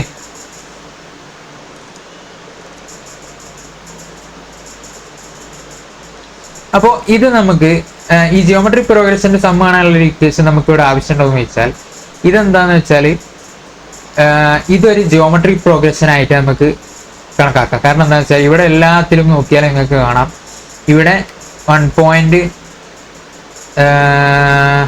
പ്ലസ് 0.1 റേസ്റ്റ് 1 ആണ് ആദ്യത്തേൽ, പിന്നത്തേൽ 1 പ്ലസ് 0.1 റേസ്റ്റ് 2 ആണ്. അതായത് ഇതെങ്ങനെ വരുന്നതെന്ന് വെച്ചാൽ ആദ്യം 1 divide by 1 plus 0.1 raised 1 plus 1 divide by 1 plus 0.1 into 1 plus 0.1 plus അടുത്ത ഇയർ ആകുമ്പോൾ 1 പ്ലസ് 0.1 റേസ്റ്റ് 2 ഇൻറ്റു 1 പ്ലസ് 0.1. അപ്പോൾ ഇവിടെ കോമൺ മൾട്ടിപ്ലയർ ആയിട്ട് വരുന്നത് 1 ഡിവൈഡഡ് ബൈ 1 പ്ലസ് 0.1 ആണ് ഇവിടെ കോമൺ മൾട്ടിപ്ലയർ ആയിട്ട് വരുന്നത്. ഓക്കെ, അപ്പോൾ ഇവിടെ നമുക്ക് ഫസ്റ്റ് ടേം ആയിട്ട് വരുന്നത് എന്താണ്, ഫസ്റ്റ് ടേം എ എന്ന് പറഞ്ഞാൽ എന്താണ്, ഫസ്റ്റ് ടേം ആണ്. ഫസ്റ്റ് ടേം എന്ന് പറയുന്നത് ഇവിടെ എന്താണ്, ഇവിടെ നമ്മൾ പിന്നെ ഈ 3000 ബ്രാക്കറ്റിൽ ഇട്ടെന്ന് വിചാരിച്ച് നമ്മൾ ഇതല്ല നമ്മുടെ ഫസ്റ്റ് ടേം വരുന്നത്. ഇത് നമ്മൾ എന്തിനിട്ടതാണ്, നമ്മുടെ ഇക്വേഷൻ ഒന്ന് എലാബറേറ്റ് ചെയ്യാൻ വേണ്ടിയിട്ട്, അല്ലെങ്കിൽ നമുക്കത് പെട്ടെന്ന് മനസ്സിലാവാൻ വേണ്ടിയിട്ട് ഇങ്ങനെ ഇട്ടതാണ്. അപ്പൊ ഇത് ശരിക്കും പറയുന്നത് ഈ 3000 ഓരോന്നിനെ കൊണ്ട് മൾട്ടിപ്ലൈ ചെയ്ത് വരുന്നതാണ് നമ്മുടെ ശരിക്കുള്ള ഫിഗർ എന്ന് പറയുന്നത്. ഇവിടെ കണ്ടില്ലേ, ഇത് നമ്മളൊന്ന് ചുരുക്കി ബ്രാക്കറ്റിലാക്കി എഴുതിയെന്നുള്ളൂ. അപ്പൊ നമ്മുടെ ഫസ്റ്റ് ടേം വരുന്നത് ഏതാണ്, 3000 ഡിവൈഡ് ബൈ 1.1 എന്നായിരിക്കും നമ്മുടെ ഫസ്റ്റ് ടേം വരുന്നത്. അപ്പോൾ 3000 ഡിവൈഡഡ് ബൈ 1.1 ആണ് നമ്മുടെ ഫസ്റ്റ് ടേം വരുന്നത്. അതുപോലെ തന്നെ 6 വരുന്നത് എത്രയാണ്, 1 ഡിവൈഡഡ് ബൈ 1.1 ആണ്. ഓക്കെ, ഇത് രണ്ടും നമുക്ക് മനസ്സിലായല്ലോ. ഇനി നമുക്ക് ആ ഇക്വേഷനിലേക്ക് ഇട്ട് നോക്കിയാൽ sum is equal to A divide by 1 minus R equal to A എന്ന് പറയുമ്പം 3000 divided by 1.1 divided by 1 minus 1 divide by 1.1. അപ്പോൾ ആദ്യം നമ്മൾ എന്ത് ചെയ്യുക, ഡിനോമിനേറ്റർ ഉള്ളത് ചെയ്ത് നോക്കുക. ഇത് നേരെ എങ്ങനെയാണ്, 1 ഡിവൈഡ് ബൈ 1.1 മൈനസ് ചെയ്യാൻ നേരെ കഴിയോ? ഇല്ല. അത് നമ്മൾ എന്ത് ചെയ്യണം, ക്രോസ് മൾട്ടിപ്ലൈ ചെയ്യാം. അപ്പം ഈ 1.1നെ 1 കൊണ്ട് മൾട്ടിപ്ലൈ ചെയ്യാം. ഇവിടെ ഒരു 1 ഉണ്ടാവും, ആ 1നെ ഇങ്ങോട്ടേക്ക് മൾട്ടിപ്ലൈ ചെയ്യാം. ഓക്കെ, എന്നിട്ട് ഇത് രണ്ടും തിരിച്ച് മൾട്ടിപ്ലൈ ചെയ്യാം. അപ്പോൾ ഇതാണ് ക്രോസ് മൾട്ടിപ്ലൈ. ഇതൊക്കെ നിങ്ങൾക്ക് അറിയാവുന്ന ബേസിക് മാത്തമാറ്റിക്സ് ആണ്, ഞാൻ ഒന്നും പറയുന്നില്ല. അപ്പോൾ ഇതെങ്ങനെയാണ് വരിക, 1.1 മൈനസ് 1 ഡിവൈഡഡ് ബൈ 1.1 എന്ന് വരും. അതുപോലെ തന്നെ മുകളിൽ നമ്മുടെ നോമിനേറ്ററിൽ എന്താണ് വരിക, 3000 ഡിവൈഡഡ് ബൈ 1.1 എന്ന് തന്നെ വരും. ഓക്കെ, അത് രണ്ടും നമുക്ക് കിട്ടി. ഇനി ഇവിടെ നമുക്ക് കോമൺ ആയിട്ടുള്ള ഒരു ഫാക്ടർ കാണാം. ഇവിടെ 3000 divide by 1.1 divided by 1.1 minus 1 divide by 1.1 ഉണ്ട്. അപ്പോൾ ഇതെന്താണ്, ഇത് രണ്ടും നമുക്ക് എന്ത് ചെയ്യാം, വെട്ടിപ്പോകാം. ഓക്കെ, ഇതൊക്കെ ബേസിക് നിങ്ങൾക്ക് അറിയുന്ന കാര്യങ്ങളായിരിക്കും, ഞാൻ ഇതൊന്നും എക്സ്പ്ലെയിൻ ചെയ്യുന്നില്ല. അപ്പം നമുക്ക് എന്ത് കിട്ടും, 3000 ഡിവൈഡഡ് ബൈ 0.1 എന്ന് കിട്ടും. ഓക്കെ, ഈ 0.1 എന്ന് പറഞ്ഞാൽ എന്താണ്, ഈ 0.1 എന്ന് പറഞ്ഞാൽ നമ്മുടെ എന്താണ്, ഇൻട്രസ്റ്റ് റേറ്റ് അല്ലെങ്കിൽ KE ആണ് ഇത്. അതുപോലെ തന്നെ ഇതെന്താണ്, വാട്ട് ഈസ് ദിസ്, ഈ 3000 എന്ന് പറഞ്ഞാൽ എന്താണ്, ഈ 3000 എന്ന് പറഞ്ഞാൽ നമ്മുടെ ഡിവിഡൻഡ് ആണ്. ഓക്കെ, അപ്പൊ നമുക്ക് എന്ത് കിട്ടി, ആ സമ്മ് ചെയ്യാനുള്ള ഇക്വേഷൻ, അതായത് നമുക്ക് അങ്ങനെ സമ്മ് കണ്ടുപിടിക്കുക എന്നുള്ളത് നമുക്ക് കിട്ടി. എങ്ങനെയാണ്, ഡിവിഡൻഡ് ഡിവൈഡഡ് ബൈ KE ചെയ്ത് കഴിഞ്ഞാൽ നമുക്ക് നേരെ എന്ത് കിട്ടും, ആ ടോട്ടലായിട്ടുള്ള നമ്മുടെ, അതായത് അൺലിമിറ്റഡ് ഇയേഴ്സിലേക്ക് ആകുമ്പോഴാണ് ഈ കേസ് വരിക. അൺലിമിറ്റഡ് ഇയേഴ്സിലേക്ക് കോൺസ്റ്റന്റ് ഡിവിഡൻഡ് ആണെങ്കിൽ എങ്ങനെയായിരിക്കും, ഈ ഡിവിഡൻഡ് ഡിവൈഡ് ബൈ നേരെ KE ചെയ്താൽ നിങ്ങൾക്ക് എന്ത് കിട്ടും, അൺലിമിറ്റഡ് ഇയേഴ്സിലേക്ക് ഉള്ളത് കിട്ടും. അപ്പോൾ ഇതിന്റെ വാല്യൂ എത്രയാണ് വരിക, 3000 ഡിവൈഡ് ബൈ 0.1 എന്ന് പറയുമ്പം 30,000 റുപ്പീസ് ആണ് നമ്മുടെ എന്ത് വരിക, വാല്യൂ എന്ന് പറയുന്നത്. ഇത് 30,000 റുപ്പീസ് ആണ് നമ്മുടെ എന്ത് എന്ന് പറയുന്നത്, ഷെയറിന്റെ വാല്യൂ എന്ന് പറയുന്നത്. Share value is 30,000. നമ്മുടെ ഇപ്പൊ എത്രയിനാണ് ഷെയർ ട്രേഡ് ചെയ്യുന്നത്, 30,000 തന്നെയാണ് നമ്മുടെ ഷെയർ ട്രേഡ് ചെയ്യുന്നത്. അപ്പൊ നമുക്ക് എന്ത് ചെയ്യാം, ഒന്നെങ്കിൽ പർച്ചേസ് ചെയ്യാം, purchase or not, both are correct. Because same price ആകുമ്പോൾ നമ്മൾ വാങ്ങുന്നതിനെ കൊണ്ട് വാങ്ങാതിരിക്കുന്നതിനെ കൊണ്ട് പ്രത്യേകിച്ച് നമുക്ക് ഉപകാരമോ അല്ലെങ്കിൽ ഒന്നുമില്ല. കാരണം ഇതിന്റെ പ്രസന്റ് വാല്യൂ ഓഫ് ഇതിന്റെ ഫ്യൂച്ചർ ക്യാഷ് ഫ്ലോസും അതുപോലെ തന്നെ നമ്മുടെ കറണ്ട് പ്രൈസും എന്താണ്, രണ്ടും ഈക്വൽ ആണ്. ഓക്കെ, അപ്പോൾ ഇങ്ങനെയാണ് നമ്മൾ എന്ത് ചെയ്യുക, ഡിവിഡൻഡ് കോൺസ്റ്റന്റ് ആവുന്ന കേസിൽ നമ്മൾ ചെയ്യുക. അതായത് intrinsic value in case of unlimited cash flows ആണെങ്കിൽ, അല്ല അൺലിമിറ്റഡ് ഇയേഴ്സിലേക്ക് കോൺസ്റ്റന്റ് ക്യാഷ് ഫ്ലോസ് ആണെങ്കിൽ നമ്മൾ ഇങ്ങനെയാണ് ചെയ്യുക. അതായത് ആ cash flow divided by discount rate, ഇതാണ് വരിക. ഓക്കെ, ഇനി നിങ്ങൾ മനസ്സിലാക്കേണ്ട ഒരു കാര്യം എന്താണെന്ന് വെച്ചാൽ, ഇവിടെ നമ്മുടെ കമ്പനീസിലൊന്നും എങ്ങനെ ആയിരിക്കില്ല, ഡിവിഡൻഡ് കാലാകാലം ഒരു ഡിവിഡൻഡ് എങ്ങനെയാണ് കൊടുക്കാൻ കഴിയുക. അപ്പം പിന്നെ ആൾക്കാർക്ക് എന്തെങ്കിലും മാറ്റം ഉണ്ടാവും, ഇൻഫ്ലേഷൻ അങ്ങനത്തെ കാര്യങ്ങളൊക്കെ അല്ലേ നമ്മുടെ മാർക്കറ്റിൽ. അപ്പോൾ അതും കൂടി നമ്മൾ എന്ത് ചെയ്യണം, കൺസിഡർ ചെയ്യേണ്ടതുണ്ട്. അപ്പോൾ ഈ ഇൻട്രൻസിക് വാല്യൂ എന്ന് പറയുന്നത് ഇത് അൺലിമിറ്റഡ് ഇയേഴ്സിൻ്റെ constant dividend unlimited years. Okay, ഇനി നമ്മൾ എന്ത് ചെയ്യാണ്, ഓരോ ഇയേഴ്സിലും നമുക്ക് എന്തുണ്ട്, ഡിവിഡൻഡിന് ഗ്രോത്ത് ഉണ്ട്. അങ്ങനത്തെ ഒരു കേസിൽ നമുക്ക് എങ്ങനെയാണ് വരിക എന്ന് നോക്കാം. ഓക്കെ, അപ്പോൾ നമ്മൾ ഫസ്റ്റ് ഇയറിൽ ഡിവിഡൻഡ് എനിക്ക് 3000 തന്നെയാണ് കിട്ടുന്നത്. സെക്കൻഡ് ഇയറിൽ എനിക്ക് ഡിവിഡൻഡ് കിട്ടുന്നത് 3000 ഇൻറ്റു ഒരു എത്ര ഇപ്പോൾ കൊടുക്കുക, ഒരു 20% ഗ്രോത്ത് ഉണ്ട്. 20% ഗ്രോത്ത് കുറച്ച് കൂടുതലാണോ, എന്നാലൊരു 2% മതി. 2% ഗ്രോത്ത് ഉണ്ട്. സെക്കൻഡ് ഇയറിൽ നമുക്ക് എത്ര കിട്ടും, ഫസ്റ്റ് ഇയറിൽ 3000, സെക്കൻഡ് ഇയറിൽ 3000 ഇൻറ്റു 102%. അതുപോലെ തന്നെ തേർഡ് ഇയർ ആകുമ്പോൾ, അല്ലെങ്കിൽ ഇതിങ്ങനെ കൊടുക്കണ്ട, നമുക്ക്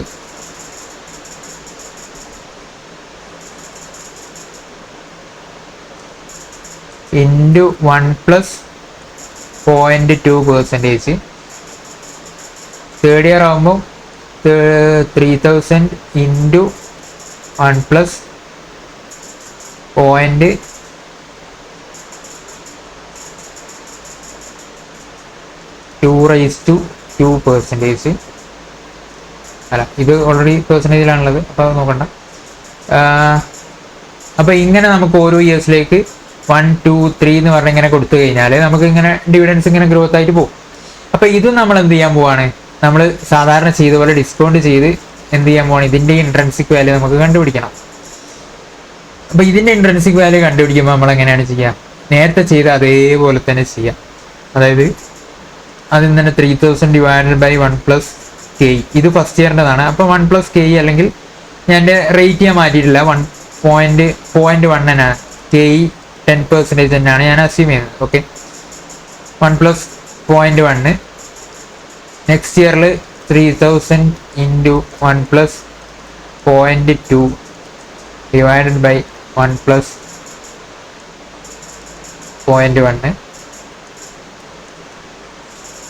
പിന്നീട് 3000 into 1 plus 0.2/2 divided by 1 plus 0.1, 0.1/2, 0.1/3, അങ്ങനെ പോകും.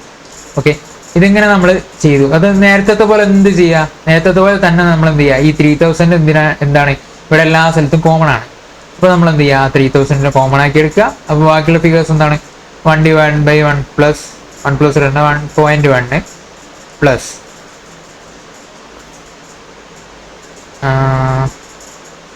ഓക്കെ. ഇനി ഇവിടെയോ 1.02,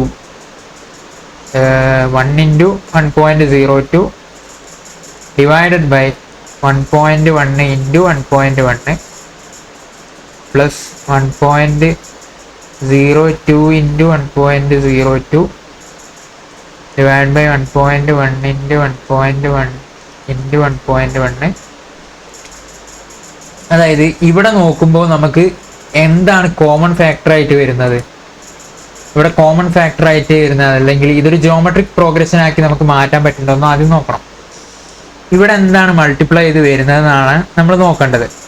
ഇവിടെ ആദ്യം തന്നെ ഫസ്റ്റിൽ 1 ഡിവൈഡ് ബൈ 1.1 ആണുള്ളത്. ഓക്കെ, രണ്ടാമത്തേലേക്ക് വരുമ്പോൾ 1.02 ഡിവൈഡ് ബൈ 1.1 മൾട്ടിപ്ലൈ ചെയ്ത് വന്നു. ഓക്കെ, സെക്കൻഡിൽ വരുമ്പം, അതായത് തേർഡ് ഇയറിലേക്ക് വരുമ്പോൾ പിന്നെയും എന്ത് വരുന്നുണ്ട്, പിന്നെയും നമുക്ക് മൾട്ടിപ്ലൈ ചെയ്ത് വരുന്നുണ്ട്. അപ്പൊ ഇതാണ് എന്ത്, നമ്മുടെ കോമൺ ആയിട്ട് മൾട്ടിപ്ലൈ ചെയ്യുന്നതാണ് നമ്മുടെ റേഷ്യോ, അല്ലെങ്കിൽ എന്താ പറയാ, കോമൺ മൾട്ടിപ്ലയർ എന്ന് പറയുന്നത്. അപ്പൊ 6 നമുക്ക് കിട്ടി. 6 എന്താണ്, 1.02 ഡിവൈഡഡ് ബൈ 1.1. ഇതല്ലാതെ നമ്മൾ വാല്യൂ കൊടുത്ത് ഇക്വേഷൻ കൊടുത്ത് പറയുകയാണെങ്കിൽ 1 പ്ലസ് ജി. ഇത് ജി എന്ന് പറയുമ്പോൾ ഗ്രോത്ത് റേറ്റ് ആണ്. 1 plus G divide by 1 plus K. Okay, ഇതാണ് നമ്മൾ എന്ത് പറയുന്നത്, കോമൺ മൾട്ടിപ്ലയർ എന്ന് പറയുന്നത്. ഓക്കെ ഓക്കെ ഓക്കെ, അതൊക്കെ. പിന്നീട് നമുക്ക്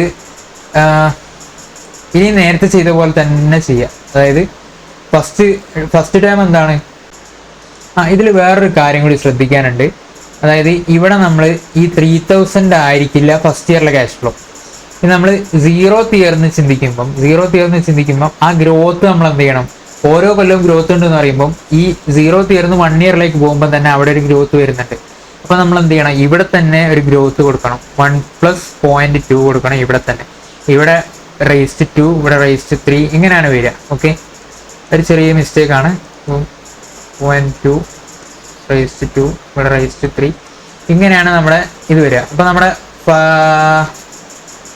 ഇവിടെയും ഇങ്ങനെ തന്നെയാണ് വരിക. 0.02 1.02 ഇൻറ്റു 1.02, ഇവിടെ 1.02 ഇൻറ്റു 1.02 ഇൻറ്റു 1.02, ഇങ്ങനെയാണ് വരിക. ഓക്കെ, അപ്പോൾ നമ്മുടെ ഫസ്റ്റ് ടേം എന്ന് പറയുന്നത് എന്തായിട്ട് വരും, ഇങ്ങനെയല്ല വരിക. 3000 ഇൻറ്റു 1 പ്ലസ് 0.2 ആയിരിക്കും നമ്മുടെ ഫസ്റ്റ് ടേം ആയിട്ട് വരിക. ഓക്കെ, ഇതൊക്കെയാണല്ലോ. ഇനി ഈ 1+0.2 നമ്മൾ എന്താണ് പറയാ, ഇത് 1+g ആണ്, 1+0.2 എന്ന് പറയുന്നത്. ഓക്കെ, ഇത് നമുക്ക് മനസ്സിലായി. ഈ ഡെറിവേഷൻസ് ഒന്നും ആവശ്യമില്ല എന്നുണ്ടെങ്കിൽ നിങ്ങൾക്ക് ബാക്കിയുള്ള പാർട്ടിലേക്ക് പോവാം. ഇത് ഞാൻ ഡെറിവേഷൻ ഒക്കെ ഇപ്പൊ അറിഞ്ഞിട്ട് ചെയ്യണം എന്ന് ആഗ്രഹമുള്ള ആൾക്കാർക്ക് വേണ്ടിയിട്ട് ഒന്ന് പറയുന്നതേ ഉള്ളൂ. ഓക്കെ, അപ്പോൾ ഇനി നമുക്ക് ഫസ്റ്റ് ടേമും കിട്ടി, നമ്മുടെ എന്തും കിട്ടി, ആറും കിട്ടി. ഇനി എന്താ ചെയ്യാം, നമുക്ക് സം കണ്ടുപിടിക്കാം. സം ഈസ് ഈക്വൽ ടു എത്രയാണ്, 3000 into 1+0.2 divided by 1.1 whole divided by 1+0.2 divided by 1.1 1 minus 1+1.02 02 ആണ് ഇവിടെ, 0.2 അല്ല, 02.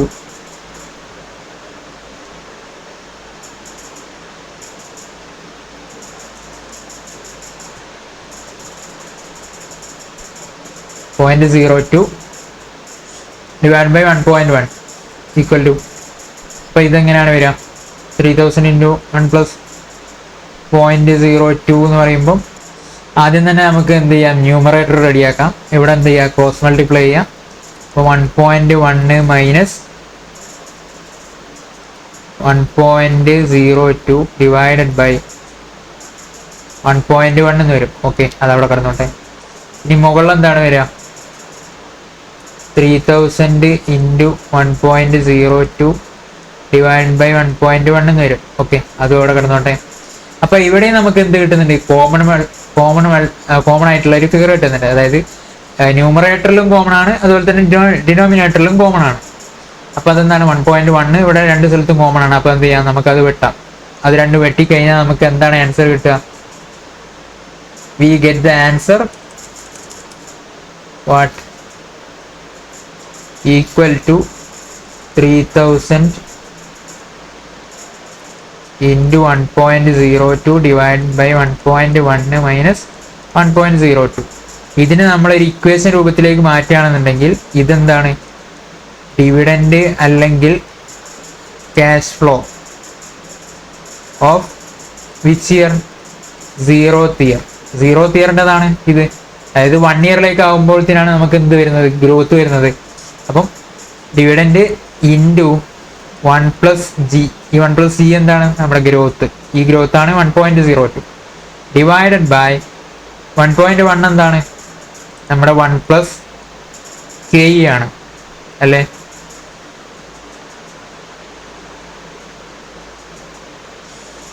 അല്ലെങ്കിൽ ഇവിടെ നമുക്ക് ഈ 1.1 മൈനസ് 1.02 എന്ന് പറയുന്നതിനെ കൊണ്ട് ഇവിടെ നമുക്ക് എന്ത് ചെയ്യാം, ഒന്നും കൂടി നമ്മൾ സിംപ്ലിഫൈ ചെയ്ത് എഴുതി കഴിഞ്ഞാൽ നമുക്ക് എന്താണ് കിട്ടുക, ഇവിടെ 3000 ഇൻറ്റു 1.02 ഡിവൈഡ് ബൈ 0.08 എന്ന് കിട്ടും.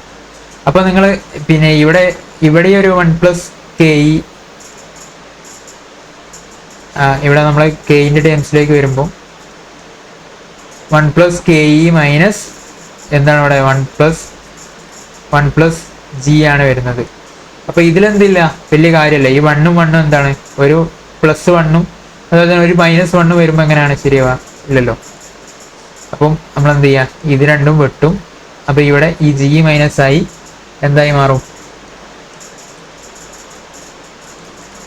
ഡിവിഡൻഡ് അല്ലെങ്കിൽ d0 into 1+g divided by ke minus g എന്ന് വരും.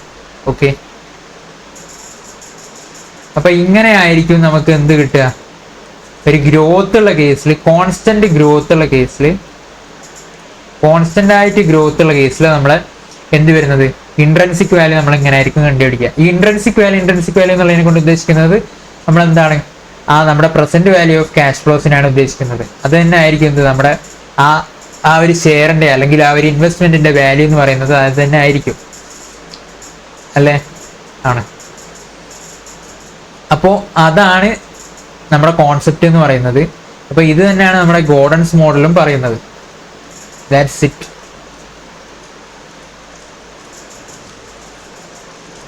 ഈ ഗോർഡൻസ് മോഡലിലെ ഇനി ഇക്വേഷൻസിലേക്ക് നമുക്ക് പോവാം. അതിന് മുന്നേ നമുക്ക് ഗോർഡൻസ് മോഡലിൽ ഏതൊക്കെ തരത്തിലുള്ള എങ്ങനെയാണ് ഗോർഡൻസ് മോഡൽ എന്നുള്ള കാര്യങ്ങളൊക്കെ നോക്കാം.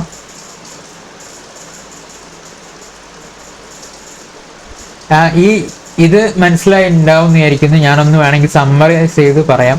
ഇൻട്രൻസിക് വാല്യൂ എന്ന് പറയുന്നത് നമ്മുടെ എന്താണ്, present value of future cash ഫ്ലോസിനെയാണ് ഇൻട്രൻസിക് വാല്യൂ എന്ന് പറയുന്നത്. അതായത് എങ്ങനത്തെ, നമ്മൾ ഒരു ഷെയർ അല്ലെങ്കിൽ ഒരു ഇൻവെസ്റ്റ്മെന്റ് നമ്മൾ പർച്ചേസ് ചെയ്യുമ്പം ആ ഒരു ഇൻവെസ്റ്റ്മെന്റിൽ നിന്ന് നമുക്ക് കിട്ടാൻ പോകുന്ന ഫ്യൂച്ചർ ക്യാഷ് ഫ്ലോസിനെ നമ്മൾ എന്ത് ചെയ്യും, ആദ്യം പ്രൊജക്ട് ചെയ്യും. എന്നിട്ട് ആ ക്യാഷ് ഫ്ലോസിനെ ഉള്ള നമ്മൾ പ്രസന്റ് വാല്യൂയിലേക്ക് കൺവേർട്ട് ചെയ്ത് കഴിഞ്ഞാൽ ആ ഒരു വാല്യൂ നമ്മൾ എന്ത് ചെയ്യും, ആ ഒരു വാല്യൂവിനാണ് ഇൻട്രൻസിക് വാല്യൂ എന്ന് പറയുന്നത്. ഈ ഇൻട്രൻസിക് വാല്യൂ നമ്മൾ കറണ്ട് മാർക്കറ്റ് പ്രൈസ് അല്ലെങ്കിൽ നമ്മുടെ ഇപ്പോഴത്തെ കോസ്റ്റിലേക്ക് നമ്മൾ എന്ത് ചെയ്യും, കമ്പയർ ചെയ്യും. അപ്പം നമ്മളെ ഈ ഇൻട്രൻസിക് വാല്യൂവിനേക്കാളും കുറവാണ് കോസ്റ്റ് എന്നുണ്ടെങ്കിൽ അല്ലെങ്കിൽ ആ മാർക്കറ്റ് പ്രൈസ് എന്നുണ്ടെങ്കിൽ നമ്മൾ എന്ത് ചെയ്യും, അത് പർച്ചേസ് ചെയ്യും. ഇനി അതിനേക്കാൾ കൂടുതലാണെന്നുണ്ടെങ്കിൽ നമ്മൾ എന്ത് ചെയ്യില്ല, പർച്ചേസ് ചെയ്യില്ല. ഓക്കെ, അതാണ് ഇൻട്രൻസിക് വാല്യൂ എന്ന് പറയുന്നത്. അപ്പോൾ ഇൻട്രൻസിക് വാല്യൂ നോർമൽ കേസിൽ എന്ന് പറയുന്നത് നമ്മൾ സാധാരണ ഡിസ്കൗണ്ട് ചെയ്തിട്ട് ചെയ്യുന്നതാണ്. പിന്നെ അൺലിമിറ്റഡ് ഇയേഴ്സിലേക്ക് ആവുന്ന കേസിൽ നമ്മൾ അവിടെ നിന്ന് കിട്ടുന്ന ആ ക്യാഷ് ഫ്ലോസിനെ നമ്മൾ എന്ത് ചെയ്യും, നേരെ പിന്നെ ഇങ്ങനെ ഇക്വേറ്റ് ചെയ്ത് കഴിഞ്ഞാൽ നമുക്ക് എന്ത് കിട്ടും, സമ്മ് ചെയ്യണമെങ്കിൽ നമ്മൾ ആ cash flow divided by discount rate ചെയ്ത് കഴിഞ്ഞാൽ നമുക്ക് എന്ത് കിട്ടും, cash flow divide by discount rate ചെയ്ത് കഴിഞ്ഞാൽ, അല്ലെങ്കിൽ ഇവിടെ ഇപ്പം നമ്മുടെ ഡിവിഡൻറ്റിൻ്റെ കേസ് ആയതുകൊണ്ട് ഡിവിഡൻറ്റ് ഡിവൈഡ് ബൈ KE ചെയ്ത് കഴിഞ്ഞാൽ നമുക്ക് എന്ത് കിട്ടും, ആ ഒരു ക്യാഷ് ഫ്ലോൻ്റെ അല്ലെങ്കിൽ ആ ഒരു present value of cash flow അല്ലെങ്കിൽ ഇൻട്രൻസിക് വാല്യൂ നമുക്ക് കിട്ടും. ഓക്കെ, അതിൻ്റെ ഡെറിവേഷൻ നമ്മൾ ഓൾറെഡി കണ്ടു. ഇനി പിന്നീടുള്ളത് നമ്മൾ ഇതെന്ന് പറയുന്നത് കോൺസ്റ്റന്റ് ഡിവിഡൻഡ് ആവുന്ന കേസിലാണ്. ഇനി നമ്മൾ ഡിവിഡൻഡ് എന്താണ്, ഗ്രോ ചെയ്യുന്ന ഡിവിഡൻഡ് ആണെങ്കിൽ, അതായത് ഓരോ കൊല്ലവും കോൺസ്റ്റന്റ് ആയിട്ട് നമ്മുടെ ഡിവിഡൻഡിന് ഗ്രോത്ത് ഉണ്ടെങ്കിൽ ആ കേസിൽ നമുക്ക് കിട്ടുന്ന ഇൻട്രൻസിക് വാല്യൂ എന്ന് പറയുന്നത് എന്തായിരിക്കും, ഷെയറിൻ്റെ ഇൻട്രൻസിക് വാല്യൂ എന്ന് പറയുന്നത് നമ്മുടെ D0 അല്ലെങ്കിൽ നമ്മുടെ ഫസ്റ്റ് ഇയറിലെ അല്ലെങ്കിൽ 0th ഇയറിലെ ഡിവിഡൻഡ് എത്രയാണോ അത് ഇൻറ്റു നമ്മുടെ ആ ഗ്രോത്ത് മൾട്ടിപ്ലൈ ചെയ്തത്. അതായത് നമുക്കിപ്പോൾ എത്രയാണോ ഗ്രോത്ത് ആ ഗ്രോത്ത്, അല്ലെങ്കിൽ ഇതിനെ നമുക്ക് എന്തും പറയാം, ഇത് ഫസ്റ്റ് ഇയറിൻ്റെ D1 ആണ്. അതായത് നമ്മൾ ഫസ്റ്റ് ഇയർ കിട്ടുന്ന ആ ഡിവിഡൻഡ് ഡിവൈഡഡ് ബൈ എന്താണ്, പിന്നീട് KE എന്ന് പറയുമ്പോൾ എന്താണ്, നമ്മുടെ കോസ്റ്റ് ഓഫ് ഇക്വിറ്റി അല്ലെങ്കിൽ നമ്മുടെ ഡിസ്കൗണ്ട് റേറ്റ്, അതിൽ നിന്നും എന്ത് കുറച്ചത്, നമ്മുടെ ഗ്രോത്ത് റേറ്റ് കുറച്ചതാണ് എന്തെന്ന് പറയുന്നത്, നമ്മുടെ കണ്ടിന്യൂസ് അല്ലെങ്കിൽ കണ്ടിന്യൂസ് അല്ല, നമ്മുടെ അൺലിമിറ്റഡ് ഇയേഴ്സ്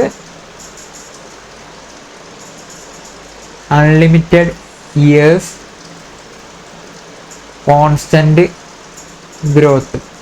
ഈ ഒരു അൺലിമിറ്റഡ് ഇയേഴ്സിലേക്ക് കോൺസ്റ്റന്റ് ഗ്രോത്ത് ആവുന്ന ടൈമിൽ നമ്മൾ ഇങ്ങനെയാണ് ഇൻട്രൻസിക് വാല്യൂ കണ്ടുപിടിക്കുക.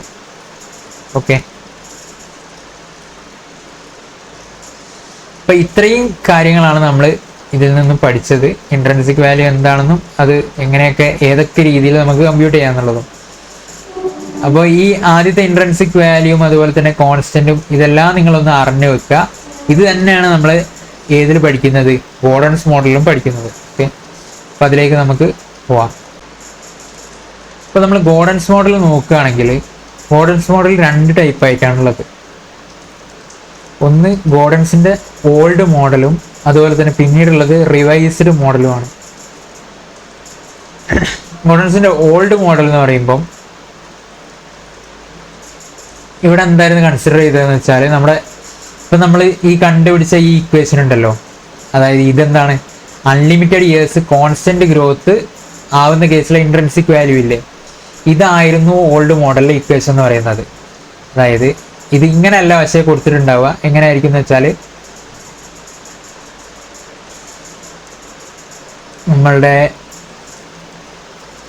E1 into 1 - B divided by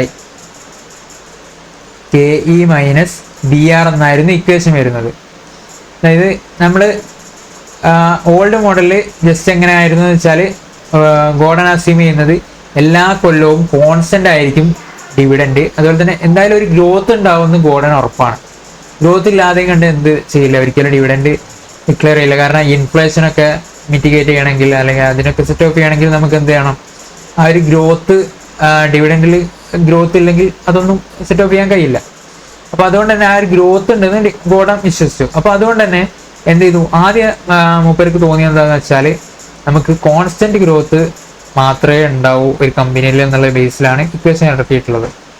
അപ്പോൾ അതുകൊണ്ട് തന്നെ ഈ ഒരു ഇവിടെ ഗ്രോത്ത് ആയിട്ട് കൺസിഡർ ചെയ്യുന്നത്, നമ്മുടെ ഗ്രോത്തിന്റെ ഇക്വേഷൻ പഠിച്ചിട്ടുണ്ട്. ഗ്രോത്ത് നമ്മൾ കഴിഞ്ഞ ക്ലാസ്സിൽ നമ്മൾ ഗ്രോത്ത് എന്താണെന്ന് പഠിച്ചു. Growth is equal to B into R ആണ്.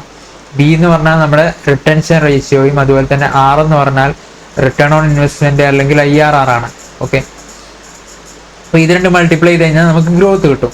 അപ്പോൾ ഇവിടെ ഗോർഡൻ എന്ത് ചെയ്തു, നമ്മുടെ ഈ ഇൻട്രൻസിക് വാല്യൂ കണ്ടുപിടിക്കേണ്ട ഈ ഇക്വേഷൻ ഇല്ലേ നമ്മൾ കണ്ടുപിടിച്ചിട്ടുള്ള ഈ ഒരു ഇക്വേഷനിൽ എന്ത് ചെയ്തു, ഗോർഡൻ ഈ ജിക്ക് പകരം എന്ത് ചെയ്തു, ബി ഇൻറ്റു ആർ ആക്കി മാറ്റി. ഓക്കെ, അതുപോലെ തന്നെ ഇവിടെ എന്താണ് നമ്മൾ ഫസ്റ്റത്തെ മുകളിൽ എന്താണ് നമ്മൾ പഠിച്ചത്, ക്യാഷ് ഫ്ലോ ആയിട്ടുള്ള D1 ആണ് നമ്മൾ നോമിനേറ്ററിൽ കൊടുത്തിട്ടുള്ളത്. അതിവിടെ എന്താക്കി, അതിവിടെ E1 × 1 - B ആക്കി മാറ്റി. ഈ 1 - B എന്ന് പറയുമ്പോൾ എന്താണ്, B എന്ന് പറഞ്ഞാൽ റിട്ടൻഷൻ റേഷ്യോ ആണ്. അപ്പോൾ 1 - B എന്തായിരിക്കും, 1 - B എന്ന് പറഞ്ഞാൽ അത് ഡിവിഡൻഡ് പേ ഔട്ട് റേഷ്യോ ആണ് അല്ലേ. അതായത് നമ്മൾ ഓൾറെഡി ഇൻകം സ്റ്റേറ്റ്മെന്റിലൊക്കെ പഠിച്ചിട്ടുണ്ട്. ആദ്യം എന്താണ്,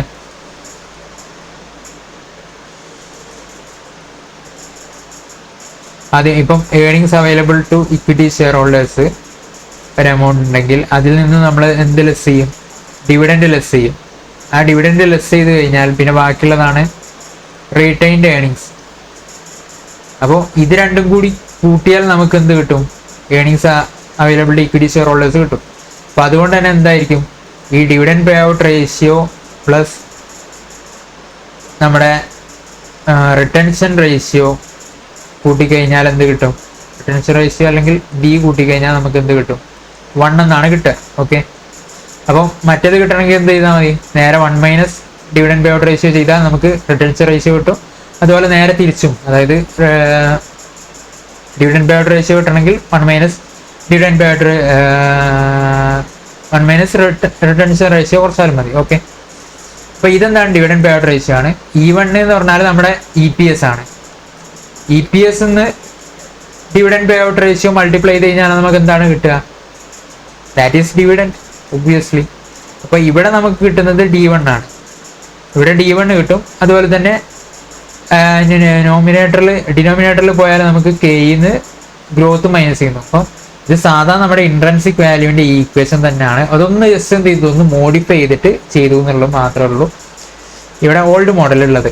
ഓക്കെ, അപ്പോൾ ഈ ഓൾഡ് മോഡൽ നമുക്ക് നോക്കുകയാണെങ്കിൽ ഇവിടെ ഇങ്ങനെയാണ് ഇക്വേഷൻ വരുന്നത്. P0 = E1 × 1 - B / K - BR. ഇതെങ്ങനെയാണ് എന്താണെന്നുള്ളതൊക്കെ നമ്മൾ ഡീറ്റെയിൽ ആയിട്ട് ഡിസ്കസ് ചെയ്ത കാര്യങ്ങളാണ്. അപ്പോൾ ഇത് നിങ്ങൾ ഒന്ന് പഠിച്ചു വെക്കുക. ഇത് നിങ്ങൾക്ക് ആ ഡെറിവേഷനൊക്കെ നോക്കിയിട്ടുണ്ടെങ്കിൽ കറക്റ്റായിട്ട് പക്കയായിട്ട് മനസ്സിലായിട്ടുണ്ടാവും എന്താണെന്ന്. P0 = price per share, E1 എന്ന് പറഞ്ഞാൽ ഏർണിങ്സ് പെർ ഷെയർ, B എന്ന് പറഞ്ഞാൽ റിട്ടൻഷൻ റേഷ്യോ, അതുപോലെ തന്നെ 1 - B payout ratio, dividend payout ratio ആണിത്. Payout ratio dividend payout ratio, K cost of capital, R return on investment, BR growth rate. Okay, ഇതൊക്കെ നമ്മൾക്ക് അറിയുന്ന കാര്യമാണ്. ഒക്കെ നമ്മൾ ഇന്റർപ്രറ്റ് ചെയ്തു, പഠിച്ചു, ഒക്കെ ചെയ്തു. ഓക്കെ, അപ്പോൾ അതാണ് ഫസ്റ്റ് ഇക്വേഷൻ വരുന്നത്. അപ്പോൾ ഇത് സിമ്പിൾ മെത്തേഡ് തന്നെയാണ് നമ്മളെ, അതായത് ഇൻട്രൻസിക് വാല്യൂ തന്നെയാണ്. ഇൻട്രൻസിക് വാല്യൂവിനെ ഒന്ന് എന്ത് ചെയ്തു, ഒന്നൊന്ന് പിന്നെ മാറ്റിയിട്ട് E1 × 1 - B എന്നൊക്കെ ആക്കിയിട്ട് ചെയ്തു എന്നേ ഉള്ളൂ. ഇത് നിങ്ങൾക്ക് ക്വസ്റ്റ്യനിൽ തരുമ്പോൾ എന്തായിട്ടായിരിക്കും തരിക എന്ന് വെച്ചാൽ, ഇങ്ങനെ EPS ഒക്കെ വെച്ചിട്ടാണ് നിങ്ങൾക്ക് ക്വസ്റ്റ്യനിൽ തരുന്നതെന്നുണ്ടെങ്കിൽ നിങ്ങൾ എന്ത് ചെയ്യുക, ഈ ഒരു മെത്തേഡ് വെച്ച് ചെയ്യാം. ഇനി അല്ലാന്നുണ്ടെങ്കിൽ എന്തായിരിക്കും, അത് റിവൈസ്ഡ് മോഡലിനെ പറ്റിയിട്ടായിരിക്കും പറയുന്നത്. ഓക്കെ, നമുക്ക് ഓരോ ക്വസ്റ്റ്യൻസ് ചെയ്യുമ്പോൾ നിങ്ങൾക്ക് മനസ്സിലാവും എങ്ങനെയാണ് ഏത് മെത്തേഡാണ് എടുക്കേണ്ടത്. ഒരു കൺഫ്യൂഷനും വേണ്ട ഇപ്പോൾ. അപ്പോൾ ഇനി ഇതിലും നമുക്ക് എന്തുണ്ട്, ആ ഒരു ഗ്രോത്ത് റേറ്റ് എങ്ങനെ വേണം, അതുപോലെ തന്നെ കെയും തമ്മിലുള്ള ആ റിലേഷൻ ഉണ്ട്. ഇവിടെ ഇപ്പോൾ നമ്മൾ ഒരു ഗ്രോത്ത് കമ്പനീൻ്റെ ടൈപ്പ്, ഇപ്പം ഗ്രോത്ത് കമ്പനിയാണെങ്കിൽ, ഒരു ഗ്രോത്ത് കമ്പനിയാണെന്നുണ്ടെങ്കിൽ അവിടെ എന്തായിരിക്കും, always return greater than K ആയിരിക്കും. കെയിനേക്കാൾ കൂടുതൽ അവിടെ എന്തായിരിക്കും, റിട്ടേൺ ഉണ്ടായിരിക്കും. അപ്പോൾ അവിടെ optimum dividend payout ratio എന്താണ്, 0% ആണ്. അത് നമ്മൾ ഓൾറെഡി എവിടെ പഠിച്ചിട്ടുണ്ട്, വാൾട്ടേഴ്സ് മോഡലിൽ പഠിച്ചിട്ടുള്ള അതേ കോൺസെപ്റ്റ് തന്നെയാണ് ഇവിടെയും വരുന്നത്. അത് നമ്മുടെ ഇക്വേഷനിൽ ചെയ്യുമ്പോൾ നിങ്ങൾക്ക് ആ ഒരു ഡിഫറൻസ് നിങ്ങൾക്ക് മനസ്സിലാക്കാൻ പറ്റും. ഓക്കെ, ഇത് ഞാൻ അധികം എക്സ്പ്ലെയിൻ ചെയ്യുന്നില്ല, നമ്മൾ ഓൾറെഡി വാൾട്ടേഴ്സ് മോഡലിൽ പഠിച്ചിട്ടുള്ള കാര്യം തന്നെയാണ്, അതേ സാധനം തന്നെയാണ്, വേറൊരു വ്യത്യാസമില്ല.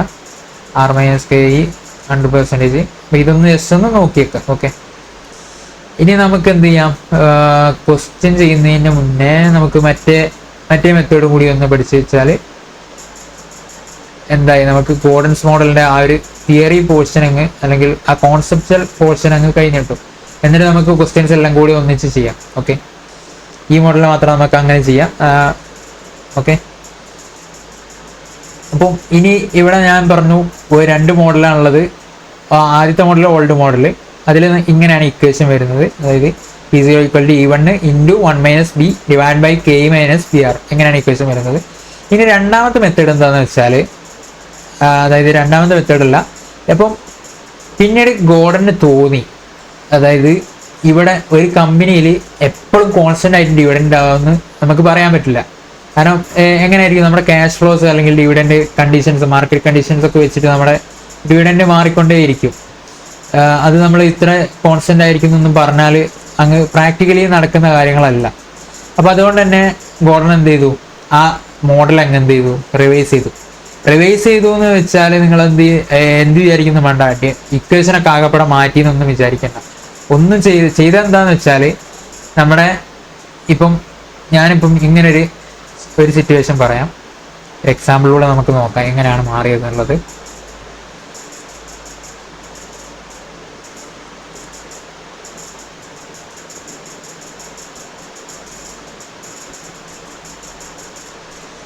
ഇപ്പം എനിക്ക് ഡിവിഡൻഡ് കിട്ടുന്നുണ്ട്. ഇത് 0th year, 1st year, 2nd year, 3rd year, 4th year, 5th year, 6th year, 7th year, ഇങ്ങനെ പോവാണ്. ഓക്കെ, അപ്പോൾ ഇതിൽ ഞാൻ എക്സ്പെക്ട് ചെയ്യുന്നത് എന്താണെന്ന് വെച്ചാൽ, ഇവിടെ 1st ഇയറിൽ എനിക്കൊരു ഡിവിഡൻഡ് ഒരു 10 റുപ്പീസിൻ്റെ ഡിവിഡൻഡ് കിട്ടുന്നു. ഞാനിപ്പം ഒരു കമ്പനിയിൽ 10 റുപ്പീസ് അല്ല, 100 റുപ്പീസ് ഞാൻ ഇൻവെസ്റ്റഡ് 1000 റുപ്പീസ് ഞാൻ ഇൻവെസ്റ്റ് ചെയ്തു. അപ്പോൾ എനിക്ക് 1st ഇയർ 100 റുപ്പീസ് എന്ത് കിട്ടുന്നുണ്ട്, ഡിവിഡൻഡ് കിട്ടുന്നുണ്ട്. 2nd ഇയർ ഒരു 110 ആണ് കിട്ടുന്നത്. 3rd ഇയർ ഒരു 130 ആണ് കിട്ടുന്നത്. പിന്നീട് എത്രയാണ്, ഒരു 100, പിന്നെയും കിട്ടുന്നത് എനിക്കൊരു 100 ആണ്. പിന്നീട് എനിക്ക് 5th ഇയർ ഓൺവേർഡ്സ് എന്താവുന്നതെന്ന് വെച്ചാൽ, ഈ ഒരു ഡിവിഡൻഡ് കോൺസ്റ്റന്റ് ആയി മാറുന്നു. ഓക്കെ, ഈ ഡിവിഡൻഡ് പിന്നീട് അങ്ങോട്ട് കോൺസ്റ്റന്റ് എന്ന് പറയുമ്പം കോൺസ്റ്റന്റ് ആയിട്ട് ഗ്രോ ചെയ്തിട്ട്, അല്ലാതെ ഒരേ ഡിവിഡൻഡ് എന്നല്ല. ഇപ്പം ഇവിടുന്ന് 110, പിന്നീട് 121, അങ്ങനെ 10% വെച്ചിട്ട് എന്ത് ചെയ്യുന്നു, എങ്ങനെ കൂടിക്കൊണ്ടേയിരിക്കുന്നു. 1, 2,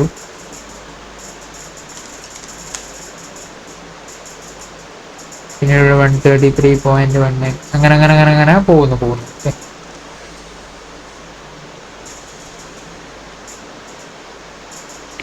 അപ്പോൾ ഇവിടെ നമ്മൾ നോക്കുന്ന സമയത്ത് എങ്ങനെയാണ് ഇതിൻ്റെ പ്രസന്റ് വാല്യൂ അല്ലെങ്കിൽ ഇതിൻ്റെ ഇൻട്രൻസിക് വാല്യൂ നമ്മൾ എങ്ങനെയാണ് കണ്ടുപിടിക്കുക, അവിടെയാണ് പ്രശ്നം വരുന്നത്. ഗോർഡൻസ് മോഡലിൽ ഗോർഡൻ പറഞ്ഞാൽ എന്താണ്, കോൺസ്റ്റന്റ് ആയിട്ടായിരിക്കും ഗ്രോത്ത്. അപ്പോൾ ആ കോൺസ്റ്റന്റ് ഗ്രോത്ത് ഉള്ള ടൈമിൽ നമുക്ക് എന്ത് കണ്ടുപിടിക്കാൻ പറ്റും, കോൺസ്റ്റന്റ് ഗ്രോത്ത് ഉള്ള സ്ഥലത്തെ ഇൻട്രൻസിക് വാല്യൂ നമുക്ക് കണ്ടുപിടിക്കാൻ പറ്റും എന്നാണ് പറയുന്നത്. ഇവിടെ എന്താണ് പ്രശ്നം, ഇവിടെ കോൺസ്റ്റന്റ് അല്ല ഗ്രോത്ത് കോൺസ്റ്റന്റ് അല്ല. എന്താണ് വ്യത്യാസമുണ്ട്. ആദ്യത്തെ ഒരു 2-3 വർഷം, ഒരു 3 വർഷത്തെ എന്താണ് ഡിഫറെൻ്റ് ആണ്. പിന്നീട് ഇവിടുന്ന് അങ്ങോട്ട് കോൺസ്റ്റന്റ് ആയി മാറുന്നുമുണ്ട്.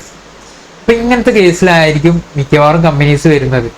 അപ്പൊ ഇതിനുള്ളൊരു സൊല്യൂഷൻ ആയിട്ടാണ് എന്ത് കൊണ്ടുവന്നത്, ഗോർഡന്റെ മോഡൽ റിവൈസ് ചെയ്തിട്ടുള്ളത്.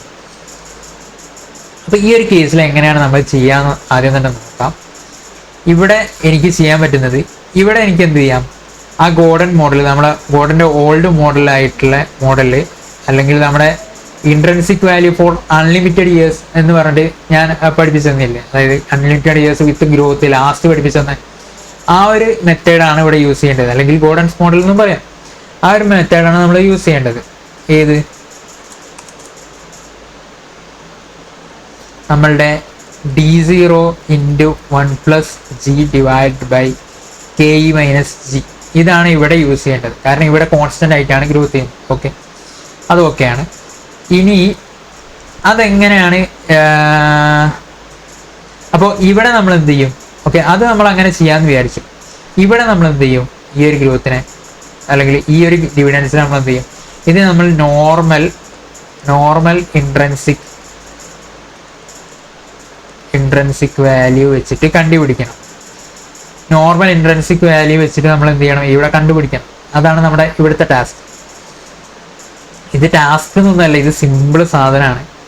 അതായത് ഇത് നമ്മൾ എന്ത് ചെയ്യുക? സാധാ പോലെ തന്നെ പ്രസന്റ് വാല്യൂ കണ്ടുപിടിക്കുക. ഇവിടെ ഇതിൻ്റെയും ഈ 3 ക്യാഷ് ഫ്ലോസിൻ്റെയും പ്രസന്റ് വാല്യൂ കണ്ടുപിടിക്കുക. എന്നിട്ട് എന്ത് ചെയ്യുക? ഈ പ്രസന്റ് വാല്യൂവും ഇപ്പം ഈ ഒരു 3 ക്യാഷ് ഫ്ലോസിൻ്റെ പ്രസന്റ് വാല്യൂവും ഈ ഒരു ഇതിൻ്റെ പ്രസന്റ് വാല്യൂ നമ്മൾ ആഡ് ചെയ്ത് കഴിഞ്ഞാൽ എന്ത് കിട്ടും? നമ്മുടെ ടോട്ടൽ ഇൻട്രൻസിക് വാല്യൂ ഫുൾ ആയിട്ടുള്ളത് കിട്ടും. അപ്പോൾ ഇത്രയേ ഉള്ളൂ ഇത് പരിപാടി. ഓക്കെ, അപ്പോൾ ഇത് കണ്ടുപിടിക്കുമ്പോൾ ചെറിയൊരു അഡ്ജസ്റ്റ്മെൻ്റ് ആയിട്ടൊക്കെ നമുക്ക് ചെയ്യാനുണ്ട്. ഇത് നിങ്ങളിപ്പം ഈ ഒരു എക്സാമ്പിളിലൂടെ നോക്കിയാൽ തന്നെ നിങ്ങൾക്ക് ക്വസ്റ്റ്യനൊക്കെ സിമ്പിളായിട്ട് ചെയ്യാൻ പറ്റും. ഇതാണ് ഇതിൻ്റെ മെയിൻ കോൺസെപ്റ്റ് എന്ന് പറയുന്നത്. അതായത് ഈ ഒരു സിറ്റുവേഷന് വേണ്ടിയിട്ടാണ് ഗോർഡൻ റിവൈസ് ചെയ്തിട്ട് ഉണ്ടാക്കിയിട്ടുള്ളത്. എന്താണ് പർപ്പസ്, എവിടെയാണ് യൂസ് ചെയ്യുന്നത് എന്നുള്ളത് മനസ്സിലാക്കി കഴിഞ്ഞാൽ പിന്നീട് വലിയ വിശല കാര്യം എന്നുള്ളത്. ഓക്കെ, അപ്പോൾ ഇവിടെ ഞാൻ എൻ്റെ ഇവിടെ ഇൻവെസ്റ്റ് ചെയ്തത് എത്രയാണ്? ഇവിടെ ഗ്രോത്ത് എത്രയാണ് വരുന്നത്? 10% ആണ് ഇവിടെ ഗ്രോത്ത് വരുന്നത്. ഗ്രോത്ത് ഈക്വൽ ടു 10% ആണ്. അതുപോലെ തന്നെ എൻ്റെ എക്സ്പെക്റ്റഡ് എന്ന് പറയുന്നത് ഞാനൊരു എത്ര എടുക്കുക? ഒരു 15% ആണ് എൻ്റെ എന്ന് വിചാരിച്ചോ. ഓക്കെ, അപ്പോൾ ആ ഒരു കേസിൽ നമുക്ക് എങ്ങനെയാണ് ചെയ്യാൻ പറ്റുക നോക്കാം. ആദ്യം തന്നെ ഞാൻ ഈ ഒരു 4th ഇയർ ഓൺവേർഡ്സിലേക്കുള്ളതാണ് ചെയ്യുന്നത്. ഇത് ഇവിടെ ഇങ്ങനത്തെ കേസിൽ നിങ്ങൾ എന്ത് ചെയ്യാന്ന് വെച്ചാൽ എവിടെ മുതലാണോ ഗ്രോത്ത് അല്ലെങ്കിൽ ഒരു കോൺസ്റ്റന്റ് ഗ്രോത്തിലേക്ക് എത്തുന്നത് ആ ഒരു മോഡ് കണ്ടുപിടിക്കുക. ഇവിടെ 130 ആണ്, 130 നിന്ന് 100 ആവുകയാണ് ചെയ്യുന്നത്. അപ്പോൾ അവിടെ ഒരു കോൺസ്റ്റന്റ് ഗ്രോത്ത് അല്ല, അവിടെ ഒരു ഡിക്ലൈൻ ആണുള്ളത്. അല്ല, ഇനി ഗ്രോത്ത് ആണെങ്കിൽ തന്നെ ഇപ്പം 110 നിന്ന് 130 ആവുന്നു, ഇവിടെ 100 നിന്ന് 110 ആവുന്നു. അപ്പോൾ ഒരു 10% ഗ്രോത്ത് ഉണ്ട്. ഇവിടെ എന്താ ഇത് ഗ്രോത്ത് മാറി, ഇവിടെ എന്തല്ല കോൺസ്റ്റന്റ് ഗ്രോത്ത് അല്ല. ഇവിടെ 130 നിന്ന് 100 ആയി, അപ്പം ഇവിടെയും കോൺസ്റ്റന്റ് ഗ്രോത്ത് അല്ല. ഇനി 100 നിന്ന് എന്താണ് 110 ആണ്, അവിടെ ഒരു 10% ആണ്. ഇനി 110 നിന്ന് 121 ആവുകയാണ്, അപ്പോൾ എന്താണ് അവിടെ ഒരു 10% ആണ്. ഈ ഗ്രോത്ത് നമുക്ക് എങ്ങനെ കണ്ടുപിടിക്കാൻ പറ്റുക? നമുക്ക് കണ്ടുപിടിക്കാൻ സിമ്പിളായിട്ട് ആ ഒരു ഏത് ഇയർ ആണോ ഇപ്പം 6th ഇയറിൻ്റെ cash flow divided by 5th ഇയറിൻ്റെ ക്യാഷ് ഫ്ലോ ചെയ്ത് കഴിഞ്ഞാൽ 121 ഡിവൈഡഡ് ബൈ 110 ചെയ്ത് കഴിഞ്ഞാൽ നിങ്ങൾക്ക് എത്ര കിട്ടും? 1.1 എന്ന് കിട്ടും. അതാണ് എന്ത് നമ്മുടെ ഗ്രോത്ത് എന്ന് പറയുന്നത്. ഓക്കെ, സിമ്പിളായിട്ട് നിങ്ങൾക്ക് കണ്ടുപിടിക്കാൻ പറ്റും.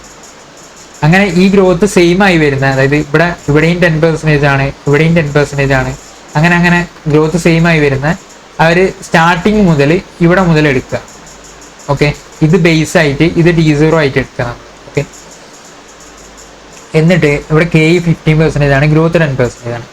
അപ്പോൾ ഇവിടെ 100 × 1 + 0.1 ഡിവൈഡഡ് ബൈ k എത്രയാണ്? 15% മൈനസ് g എത്രയാണ്? 10% equal to 100 × 1.1 divided by 5% equal to 1.1 × 100 divided by 5% equal to 2200 എന്ന് വരും. ഈ 2200 എന്ന് പറഞ്ഞത് ഏത് വാല്യൂ ആണ്? ഇത് നിങ്ങൾ പ്രസന്റ് വാല്യൂ അല്ലെങ്കിൽ intrinsic value or present value as on which year? As on 0th year ആണോ? അല്ല, 0th ഇയർ അല്ല ഇത് വരുന്നത്. ഇതാണ് ഇവിടെ ഞാനൊരു അഡ്ജസ്റ്റ്മെന്റ് ഉണ്ടെന്ന് പറഞ്ഞത്. അതായത് ഇത് നമ്മൾ ഈ ഒരു ഇക്വേഷൻ ഇടുമ്പോൾ നമുക്ക് കിട്ടുന്ന ആ ഒരു വാല്യൂ എന്ന് പറയുന്നത് നമ്മുടെ ഇപ്പം ഇത് 4th ഇയറിൽ നമുക്ക് കിട്ടുന്ന ക്യാഷ് ഫ്ലോ ആണ്. അത് നമ്മൾ ഡിസ്കൗണ്ട് ചെയ്ത് കഴിഞ്ഞാൽ അതിന് നേരെ മുന്നത്തെ ഇയറിലേക്കാണ് അത് ഡിസ്കൗണ്ട് ആയിട്ട് വരിക അല്ലേ. നമ്മളിപ്പോൾ ഈ 0th ഇയറിന് ഇവിടെ നമ്മൾ സാധാരണ ഇക്വേഷൻ എടുക്കുമ്പോൾ ഇവിടെ 0th year, 1st year, second year ഇങ്ങനെയാണ് പോവുക. അപ്പോൾ ഇവിടെ ആയിരിക്കും നമ്മുടെ D0 വരുന്നത്, അല്ല ഇവിടെ ആയിരിക്കും നമ്മുടെ D1 വരുന്നത്, D1 D2 D3 അങ്ങനെ ആയിരിക്കും വരുന്നത്. ഓക്കെ, അപ്പോൾ നമ്മൾ ആ ഒരു ഇക്വേഷൻ എടുത്ത് ചെയ്യുമ്പോൾ അപ്പോൾ ഈ ഒരു നമ്മുടെ ഇത് ഈ ഡിവിഡൻഡ് ഡിസ്കൗണ്ട് ചെയ്ത് വരുന്നത് എവിടേക്കാണ്? 4th ഇയറിലേക്കാണ്, അല്ലാതെ 0th ഇയറിലേക്കല്ല. കാരണം എന്താണ്? ഇവിടെ നമ്മൾ D0 ആയിട്ട് എടുക്കുന്നത് ഏത് ഇയറിനെയാണ്? 4th ഇയർ ആണ് നമ്മുടെ D0 ആയിട്ട് എടുക്കുന്നത്.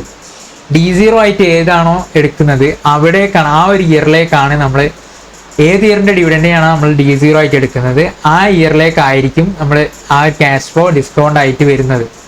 അല്ലെങ്കിൽ ഇപ്പോൾ ഇവിടെ നമ്മൾ 0th year, first year, second year, third year അങ്ങനെ പോകുന്നു. അപ്പോൾ ഇവിടെ വെച്ച് നമ്മൾ ഇക്വേഷൻ കൊടുത്തു കഴിഞ്ഞാൽ, അല്ലെങ്കിൽ D1 വെച്ചിട്ടാണ് നമ്മൾ നോക്കുന്നതെങ്കിൽ, D1 വെച്ച് നോക്കുമ്പോൾ അതായത് നമ്മൾ ഈ 0th ഇയറിലേക്കാണ് ഈ ഡിവിഡൻസിനൊക്കെ D1നെയും D2നെയും D3നെയും ഒക്കെ നമ്മൾ എവിടേക്കാണ്? ഈ 0th ഇയറിലേക്കാണ് ഡിസ്കൗണ്ട് ചെയ്ത് വെക്കുന്നത്. ഓക്കെ, അപ്പോൾ ഇവിടെ ഈ കേസിൽ D1 ഏതാണ്? ഇത് മൾട്ടിപ്ലൈ ചെയ്ത് കഴിഞ്ഞാൽ ഈ 100 D1 അല്ല, ദിസ് 100 ഈസ് D0. ഇത് രണ്ടും കൂടി മൾട്ടിപ്ലൈ ചെയ്ത് കഴിഞ്ഞാലാണ് D1 കിട്ടുന്നത്. അപ്പോൾ നമ്മൾ D1ൻ്റെ ബേസിൽ നോക്കുമ്പോൾ D1ൻ്റെ നേരെ മുന്നുള്ള ഇയറിലേക്കായിരിക്കും ഡിസ്കൗണ്ട് ചെയ്ത് വരുന്നത്. അതായത് D0th ഇയറിലേക്കാണ് അത് ഡിസ്കൗണ്ട് ആയിട്ട് വരുന്നത്.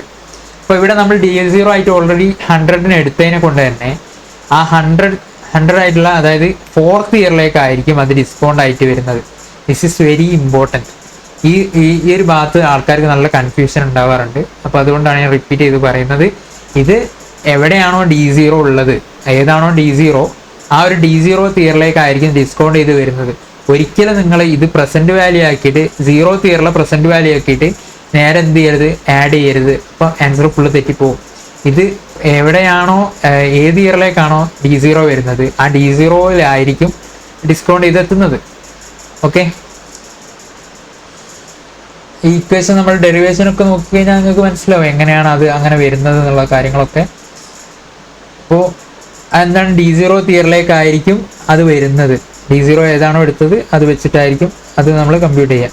അപ്പോൾ ഈ ഒരു നോട്ട് നോക്കിക്കോളൂ നിങ്ങൾ. എന്താണ്? Cash flow will be discounted to D0th year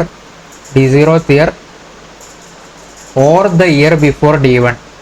അതായത് ഈ രണ്ട് ഒന്നെങ്കിൽ എന്നല്ല, അതായത് നിങ്ങൾ ക്വസ്റ്റ്യനിൽ ഏത് വെച്ചിട്ടാണോ ചെയ്യുന്നത്, അതായത് D0ൻ്റെ കൂടെ ഗ്രോത്ത് ആഡ് ചെയ്തിട്ട് ചെയ്യുകയാണോ, അല്ലെങ്കിൽ D1 ഡയറക്റ്റ് ആയിട്ട് എടുത്തിട്ട് ചെയ്യുകയാണോ, ഏതാണോ നിങ്ങൾ ചെയ്യുന്നത് അതനുസരിച്ച്, അതായത് ആ D1 ആണെങ്കിൽ D1 ഒരു ഇയറിലായിരിക്കും.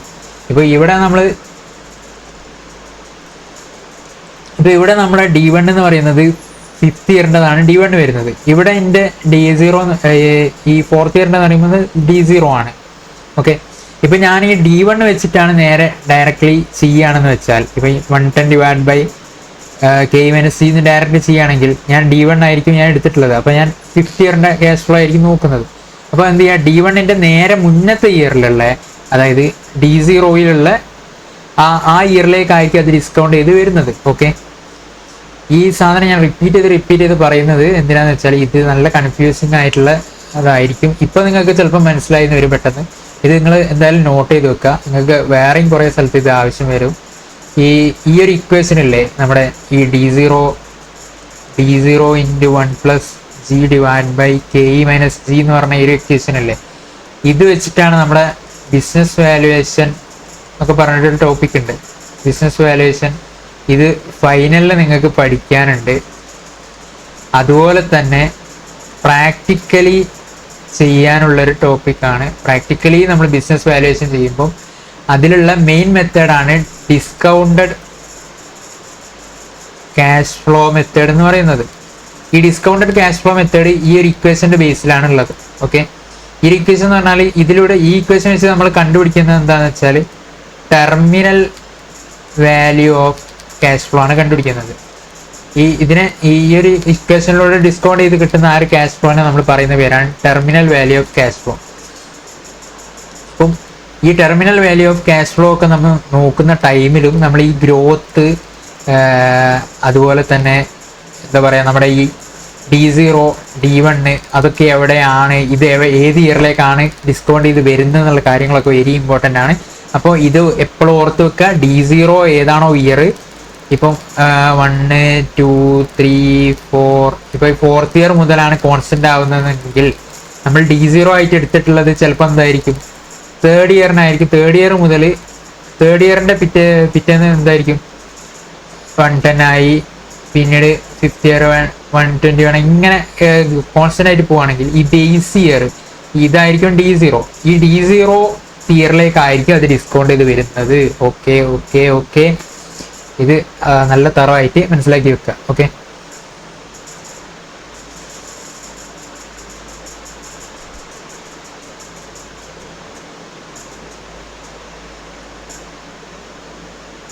അപ്പോൾ ഇങ്ങനെയാണ് നമ്മുടെ ഇക്വേഷൻ വരുന്നത്.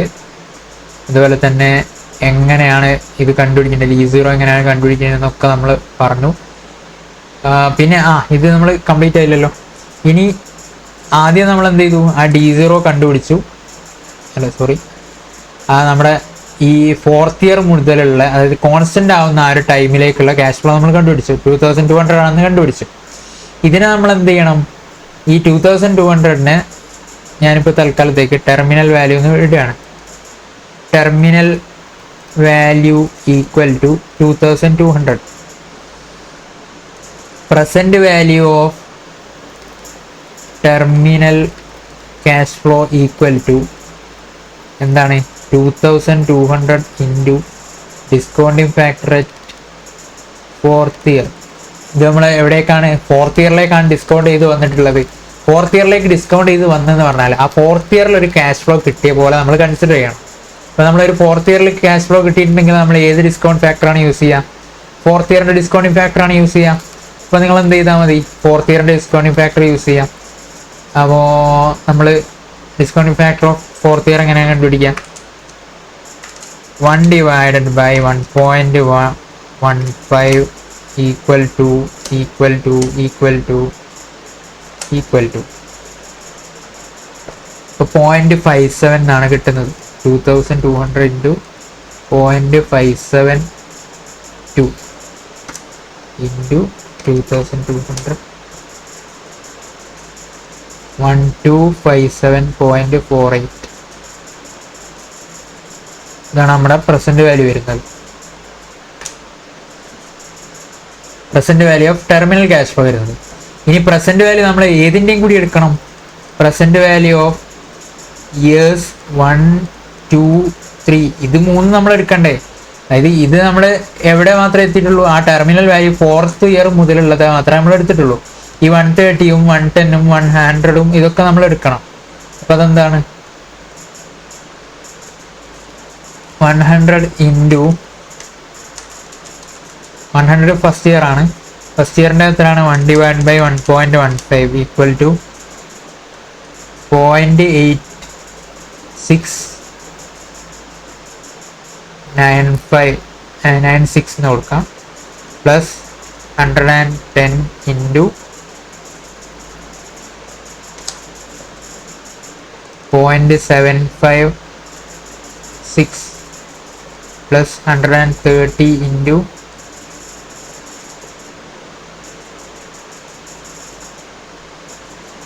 0.657 ഈക്വൽ ടു 100 ഇൻറ്റു 0.869 എന്ന് പറയുമ്പോൾ എത്രയാണ് വരിക, 86.96 plus 110 into 0.756 83.16 plus 130 into 0.671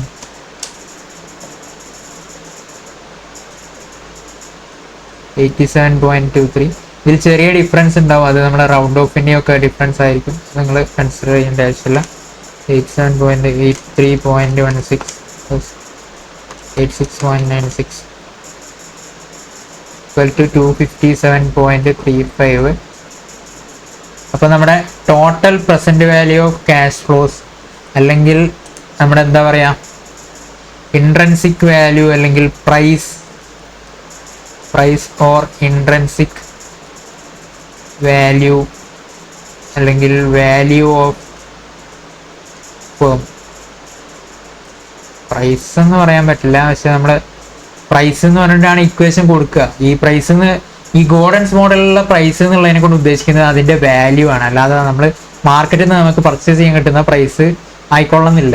okay, പക്ഷെ ചില ടൈം എന്തായിരിക്കും എന്ന് വെച്ചാൽ ഈ പ്രൈസും അതുപോലെ തന്നെ വാല്യൂ ഓഫ് ദ ഫേം ഒക്കെ സെയിം ആയിരിക്കും. ഇപ്പൊ ലിസ്റ്റഡ് കമ്പനീസിന്റെ കേസൊക്കെ ആണെങ്കിൽ എന്തായിരിക്കും എന്ന് വെച്ചാൽ ആ ഒരു പ്രൈസിനോട് ഏതാണ്ട് ഇക്വാലന്റ് ആയിട്ടായിരിക്കും അതിന്റെ എന്തുണ്ടാവുക, ഈ വാല്യൂ ഒക്കെ നമുക്ക് കിട്ടുന്നതൊക്കെ ഏതാണ്ട് അതിന്റെ ഈക്വൽ ആയിട്ടായിരിക്കും ഉണ്ടാവുക.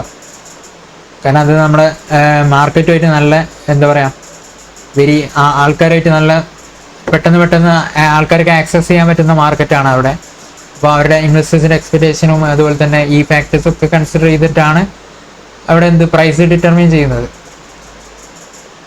അപ്പോൾ അവിടെയുള്ള പ്രൈസ് കുറച്ചുകൂടി എന്തായിരിക്കും ഈ നമ്മുടെ ഈ വാല്യൂ ഓഫ് ദ ഫേമുമായിട്ട് കുറച്ചുകൂടി എന്താ പറയാ അടുത്തുള്ളതായിരിക്കും. ഓക്കെ, അപ്പോൾ ഇനി വാല്യൂ ഓഫ് ദ ഫേമിൽ ഈ 257 അതുപോലെ തന്നെ എന്ത് ചെയ്യാം 257.35 plus 1259.48 equal to 1259.48 equal to 1516.83. ഇതാണ് നമ്മുടെ ഫേമിന്റെ വാല്യൂ ഓഫ് ദ ഫേം വരുന്നത് ഗോർഡൻസ് മോഡൽ അനുസരിച്ച്. ഗോർഡൻസ് മോഡൽ പ്രകാരം നമുക്ക് വരുന്ന വാല്യൂ ഓഫ് ദ ഫേം എന്ന് പറയുന്നത് ഇതാണ്. ഇത് നമ്മൾ ഗോർഡൻസ് മോഡൽ എന്നല്ല, നമ്മളൊരു ലോജിക്കലി നോക്കുകയാണെങ്കിൽ തന്നെ ഇങ്ങനെ തന്നെയാണ് നമ്മൾ ചെയ്യുക. അപ്പൊ ഇങ്ങനെ ചെയ്യാമെന്ന് പറഞ്ഞു തന്ന ആളാരാണ്? ഗോർഡനാണ്. അപ്പൊ അതുകൊണ്ട് ഇത് നമ്മൾ എന്ത് വിളിക്കുന്നു? ഗോർഡൻസ് മോഡൽ എന്ന് വിളിക്കുന്നു. ഓക്കെ, അപ്പൊ ഇതിനെ തന്നെയാണ് നമ്മൾ ബേർഡ് ഇൻ ഹാൻഡ് തിയറി അല്ലെങ്കിൽ ഗോർഡൻസ് റിവൈസ്ഡ് മോഡൽ എന്നൊക്കെ പറയുന്നത്. ബേർഡ് ഇൻ ഹാൻഡ് തിയറി എന്നൊക്കെ പറയാൻ കാരണം എന്താണെന്ന് വെച്ചാൽ ഇത് നമ്മൾ എന്ത് ചെയ്യുന്നു, ഇൻട്രൻസിക് വാല്യൂ അതുപോലെ തന്നെ നമ്മുടെ ആ ഗോർഡൻ മോഡലായിട്ടുള്ള ഗോർഡൻസ് ഗ്രോത്ത് മോഡൽ, അങ്ങനെ 2 മോഡൽസ് ഉണ്ട് ഇതിൽ. ഇപ്പോൾ ഇതിൽ പഠിച്ച കാര്യത്തിൽ തന്നെ ഞാൻ പറയുകയാണെങ്കിൽ ഈ ഒരു ഇൻട്രൻസിക് വാല്യൂ മെത്തഡില്ലേ, ഇതിന് സീറോ ഗ്രോത്ത് മോഡലും അതുപോലെ തന്നെ ഇത് ഗ്രോത്ത് മോഡൽ എന്നൊക്കെ പറഞ്ഞിട്ടാണ് പറയുന്നത്. അടിയിലേക്കുണ്ട്, നമുക്കത് നോക്കാം.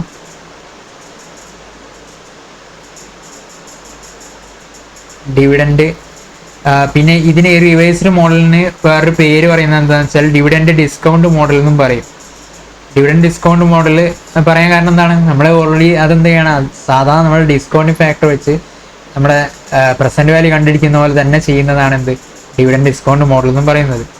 അത് ആദ്യം സീറോ ഗ്രോത്ത് റേറ്റ് ഉണ്ട്. സീറോ ഗ്രോത്ത് റേറ്റിലാണ് നമ്മുടെ ഏത് വരുന്നത്, പ്രസന്റ് വാല്യൂ ഓഫ് അല്ലെങ്കിൽ ഇൻട്രൻസിക് വാല്യൂ വരുന്നത് എവിടെയാണ്? സാധാരണ നമ്മുടെ നോർമൽ ഇൻട്രൻസിക് വാല്യൂ കാൽക്കുലേഷൻ വരുന്നതാണ് എവിടെ? ഈ സീറോ ഗ്രോത്ത് റേറ്റിൽ. ഓക്കെ, പിന്നീടുള്ളത് കോൺസ്റ്റന്റ് ഗ്രോത്ത് റേറ്റ് ആണ്. കോൺസ്റ്റന്റ് ഗ്രോത്ത് റേറ്റിൽ എന്താണ്? ഗോർഡന്റെ ഇക്വേഷൻ ആയിട്ടുള്ള നമ്മുടെ market price D0 × 1 + T / K - T എന്നുള്ള ഈ ഒരു ഇക്വേഷൻ ആണ് വരുന്നത്. ഓക്കെ, ഇതൊക്കെ നമുക്ക് അറിയുന്നത് നമ്മൾ നന്നായി ഡീറ്റെയിൽ ആയിട്ട് ഡിസ്കസ് ചെയ്തു. നിങ്ങൾക്ക് നല്ല രീതിയിൽ മനസ്സിലായിട്ടുണ്ടാവും എന്ന് വിചാരിക്കുന്നു. നിങ്ങളുടെ അഭിപ്രായങ്ങളൊക്കെ കമൻറ്റ് ചെയ്യുക. Okay, why Gordon's reversed his model, നമ്മളൊന്ന് ജസ്റ്റ് തിയറിയും കൂടി ഒന്ന് നോക്കാം. Why Gordon revised his model? Because he considered risk uncertainty in his model. Bird in hand theory has 2 arguments. Investors are risk averse. Investors put a premium on a certain return and discount on uncertain return. എന്താ പറയുന്നത് വെച്ചാൽ ഈ ഒരു revise ചെയ്യാനുള്ള കാരണം ആയിട്ട് Gordon പറയുന്നത് investors risk hours ആണ്. റിസ്ക് അവേഴ്സ് എന്ന് പറഞ്ഞാൽ അവർക്ക് ഇപ്പം നമ്മൾ ഇപ്പോൾ ഒരു ഷെയറിൽ ഇൻവെസ്റ്റ് ചെയ്ത് കഴിഞ്ഞാൽ അത് റിസ്കിയാണ്. അത് ഷെയർ നാളെ പൊളിയോ ഇല്ലയെന്നൊന്നും നമുക്ക് പറയാൻ പറ്റില്ല. അപ്പോൾ അതുകൊണ്ട് തന്നെ നമുക്ക് ഇപ്പം കുറച്ച് ഡിവിഡൻഡ് തരാമെന്ന് പറഞ്ഞാൽ ഇൻവെസ്റ്റേഴ്സ് എന്തായിരിക്കും, ചില ഇൻവെസ്റ്റേഴ്സ്, ഒരു ഭൂരിഭാഗം ഇൻവെസ്റ്റേഴ്സ് എന്തായിരിക്കും എന്ന് വെച്ചാൽ ഇപ്പം കിട്ടുന്നത് കിട്ടിക്കോട്ടെ, ഇനി നാളെ കിട്ടുമല്ലേന്ന് നമുക്ക് അറിയില്ലല്ലോ, അങ്ങനെ ഒരു അൺസർട്ടൈനിറ്റി ഉണ്ട്. അപ്പം ആ ഒരു അൺസർട്ടൈനിറ്റി വെച്ചിട്ട് നോക്കുമ്പോൾ നമ്മുടെ ഈ ഡിവിഡൻഡിന് എന്ത് ചെയ്യുന്നുണ്ട്, ആൾക്കാർ വില കൽപ്പിക്കുന്നുണ്ട്. അതുകൊണ്ടാണ് ഈ ഗോർഡൻ പറയുന്നത് ഡിവിഡൻഡ് എന്താണ്, നമ്മളുടെ ഈ ഒരു കമ്പനിയിൽ അല്ലെങ്കിൽ ഒരു ഫേമിന് ഡിവിഡൻഡ് ഡിക്ലെയർ ചെയ്യുന്നതിനെ കൊണ്ട് അതിൻ്റെ പ്രൈസ് കുറയും കൂടിയൊക്കെ ചെയ്യുന്നു എന്ന് പറയുന്നതിന് കാരണം തന്നെ എന്താണ്, ഈ ഒരു ഇൻവെസ്റ്റേഴ്സ് റിസ്ക് അവേഴ്സ് ആണെന്നുള്ള ആ ഒരു ഫാക്ടറുണ്ട്. ഇൻവെസ്റ്റേഴ്സ് റിസ്ക് അവേഴ്സ് ആണ്. അതുപോലെ തന്നെ investors put a premium on a certain return and discount on uncertain return. അതായത് നമുക്കിപ്പോൾ ഈ ഡിവിഡൻഡ് എന്നൊക്കെ പറഞ്ഞാൽ സെർട്ടൈൻ റിട്ടേൺ, അത് നമുക്ക് കിട്ടിക്കഴിഞ്ഞിട്ടുണ്ടാവും. അതുപോലെ തന്നെ ഈ ഷെയറിന്റെ പ്രൈസ് നമുക്ക് ഭാവിയിൽ കിട്ടുമോ ഇല്ലെന്ന് നമുക്ക് പറയാൻ പറ്റില്ല. അത് കൂടിയാലേ കൂടി എന്ന് പറയാൻ പറ്റൂ, കുറഞ്ഞാൽ നമുക്ക് പൈസ പോയി. അപ്പോൾ അതുകൊണ്ട് തന്നെ ആ റിസ്ക് അവേഴ്സ് എന്നുള്ള ആ റിസ്ക് ഫാക്ടറാണ് എന്ത് പറയുന്നത്, ഈ ഡിവിഡൻഡ് ആയിട്ട് ഈ ഡിവിഡൻഡിനെ നമ്മൾ കൺസിഡർ ചെയ്യാനുള്ള മെയിൻ കാരണം എന്നാണ് ഗോർഡൻ പറയുന്നത്. ഓക്കെ, അപ്പോൾ ഇത്രയാണ് നമ്മുടെ ഗോർഡൻസ് മോഡൽ ഉള്ളത്. നിങ്ങൾക്ക് ക്വസ്റ്റ്യനിൽ ചോദിക്കുക, നമ്മളിപ്പോൾ ഈ ചെയ്തില്ലേ ഈ ക്വസ്റ്റ്യൻ, ഇത് ക്വസ്റ്റ്യൻ ആയിട്ട് തന്നെ നിങ്ങൾക്ക് മനസ്സിലാക്കാം. ഇങ്ങനത്തെ ഒരു ക്വസ്റ്റ്യൻ ആയിരിക്കും നിങ്ങൾക്ക് എക്സാമിന് വരുന്നുണ്ടാവുക ഈ ഒരു മോഡലിൽ നിന്ന്. ബേർഡൻ ആൻഡ് തിയറി അല്ലെങ്കിൽ ഗോർഡൻസ് റിവൈസ്ഡ് മോഡൽ എന്ന് പറഞ്ഞിട്ട് നിങ്ങൾക്ക് ക്വസ്റ്റ്യൻ എങ്ങനെ തരാമെന്ന് വെച്ചാൽ ഒരു 2-3 ഇയേഴ്സിലേക്ക് എന്തായിരിക്കും സെയിം ആയിരിക്കും, നിങ്ങൾക്ക് ഡിവിഡൻഡ് സെയിം ആയിരിക്കും. പിന്നീട് ഇയേഴ്സിലേക്ക് നമ്മളെ 2-3 ഇയേഴ്സിലേക്ക് ഡിവിഡൻഡ് ആയിരിക്കും എന്ന് വെച്ചാൽ അങ്ങോട്ടും ഇങ്ങോട്ടും മാറ്റം ഉണ്ടാവും. ഒരു കോൺസ്റ്റന്റ് റേറ്റിലായിരിക്കില്ല ഗ്രോ ചെയ്യുന്നത്. പിന്നെ ബാക്കിയുള്ള ഇയേഴ്സിലേക്ക് ഒരു കോൺസ്റ്റന്റ് ആയിട്ട് ഗ്രോ ചെയ്യുന്ന ഒരു ഫേസിലേക്ക് മാറും. ഓക്കെ, ആ ഒരു ടൈമിൽ നിങ്ങൾ എന്ത് ചെയ്യാന്ന് വെച്ചാൽ ആദ്യത്തേൽ നിങ്ങൾ എന്താണ് ചെയ്യേണ്ടത്, സാധാ ഇൻട്രിൻസിക് വാല്യൂ കാൽക്കുലേറ്റ് ചെയ്യുക. രണ്ടാമത്തേൽ ഗോർഡൻസ് ഗ്രോത്ത് മോഡൽ യൂസ് ചെയ്യുക. ഇത് രണ്ടും ബേർഡൻ ആൻഡ് തിയറിയിൽ ഗോർഡൻ പറഞ്ഞിട്ടുള്ള മെത്തേഡ്സ് ആണ്. ഓക്കെ, ഈ ഒരു കമ്പ്യൂട്ടേഷൻ ഇങ്ങനെ ചെയ്യാം എന്നുള്ളത് ഗോർഡൻ പറഞ്ഞതിനെ കൊണ്ടാണ് ഇതിനെ ബേർഡൻ ആൻഡ് തിയറി അല്ലെങ്കിൽ ഗോർഡൻസ് മെത്തേഡ് എന്നൊക്കെ പറയുന്നത്. ഓക്കെ, ഡിവിഡൻഡ് ഡിസ്കൗണ്ട് മോഡൽ എന്നും ഇതിനെ പറയുന്നുണ്ട്. ഓക്കെ,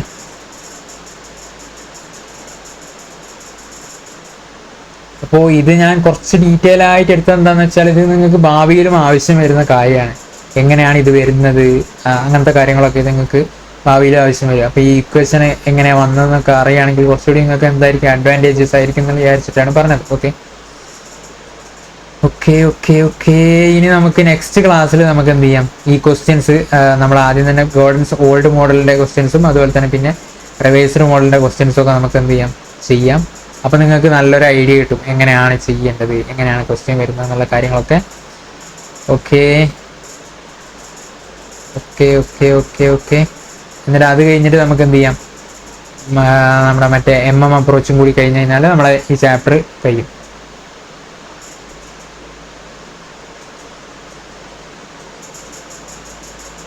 ഓക്കെ, ഇതാണ് ഈ മോഡലിൻ്റെ ലാസ്റ്റ് ഒരു സമ്മറി എന്ന് പറയുന്നത്. നിങ്ങൾക്ക് വേണമെങ്കിൽ ഒന്ന് സ്ക്രീൻഷോട്ട് എടുക്കണമെങ്കിൽ സ്ക്രീൻഷോട്ട് എടുത്തോളൂ.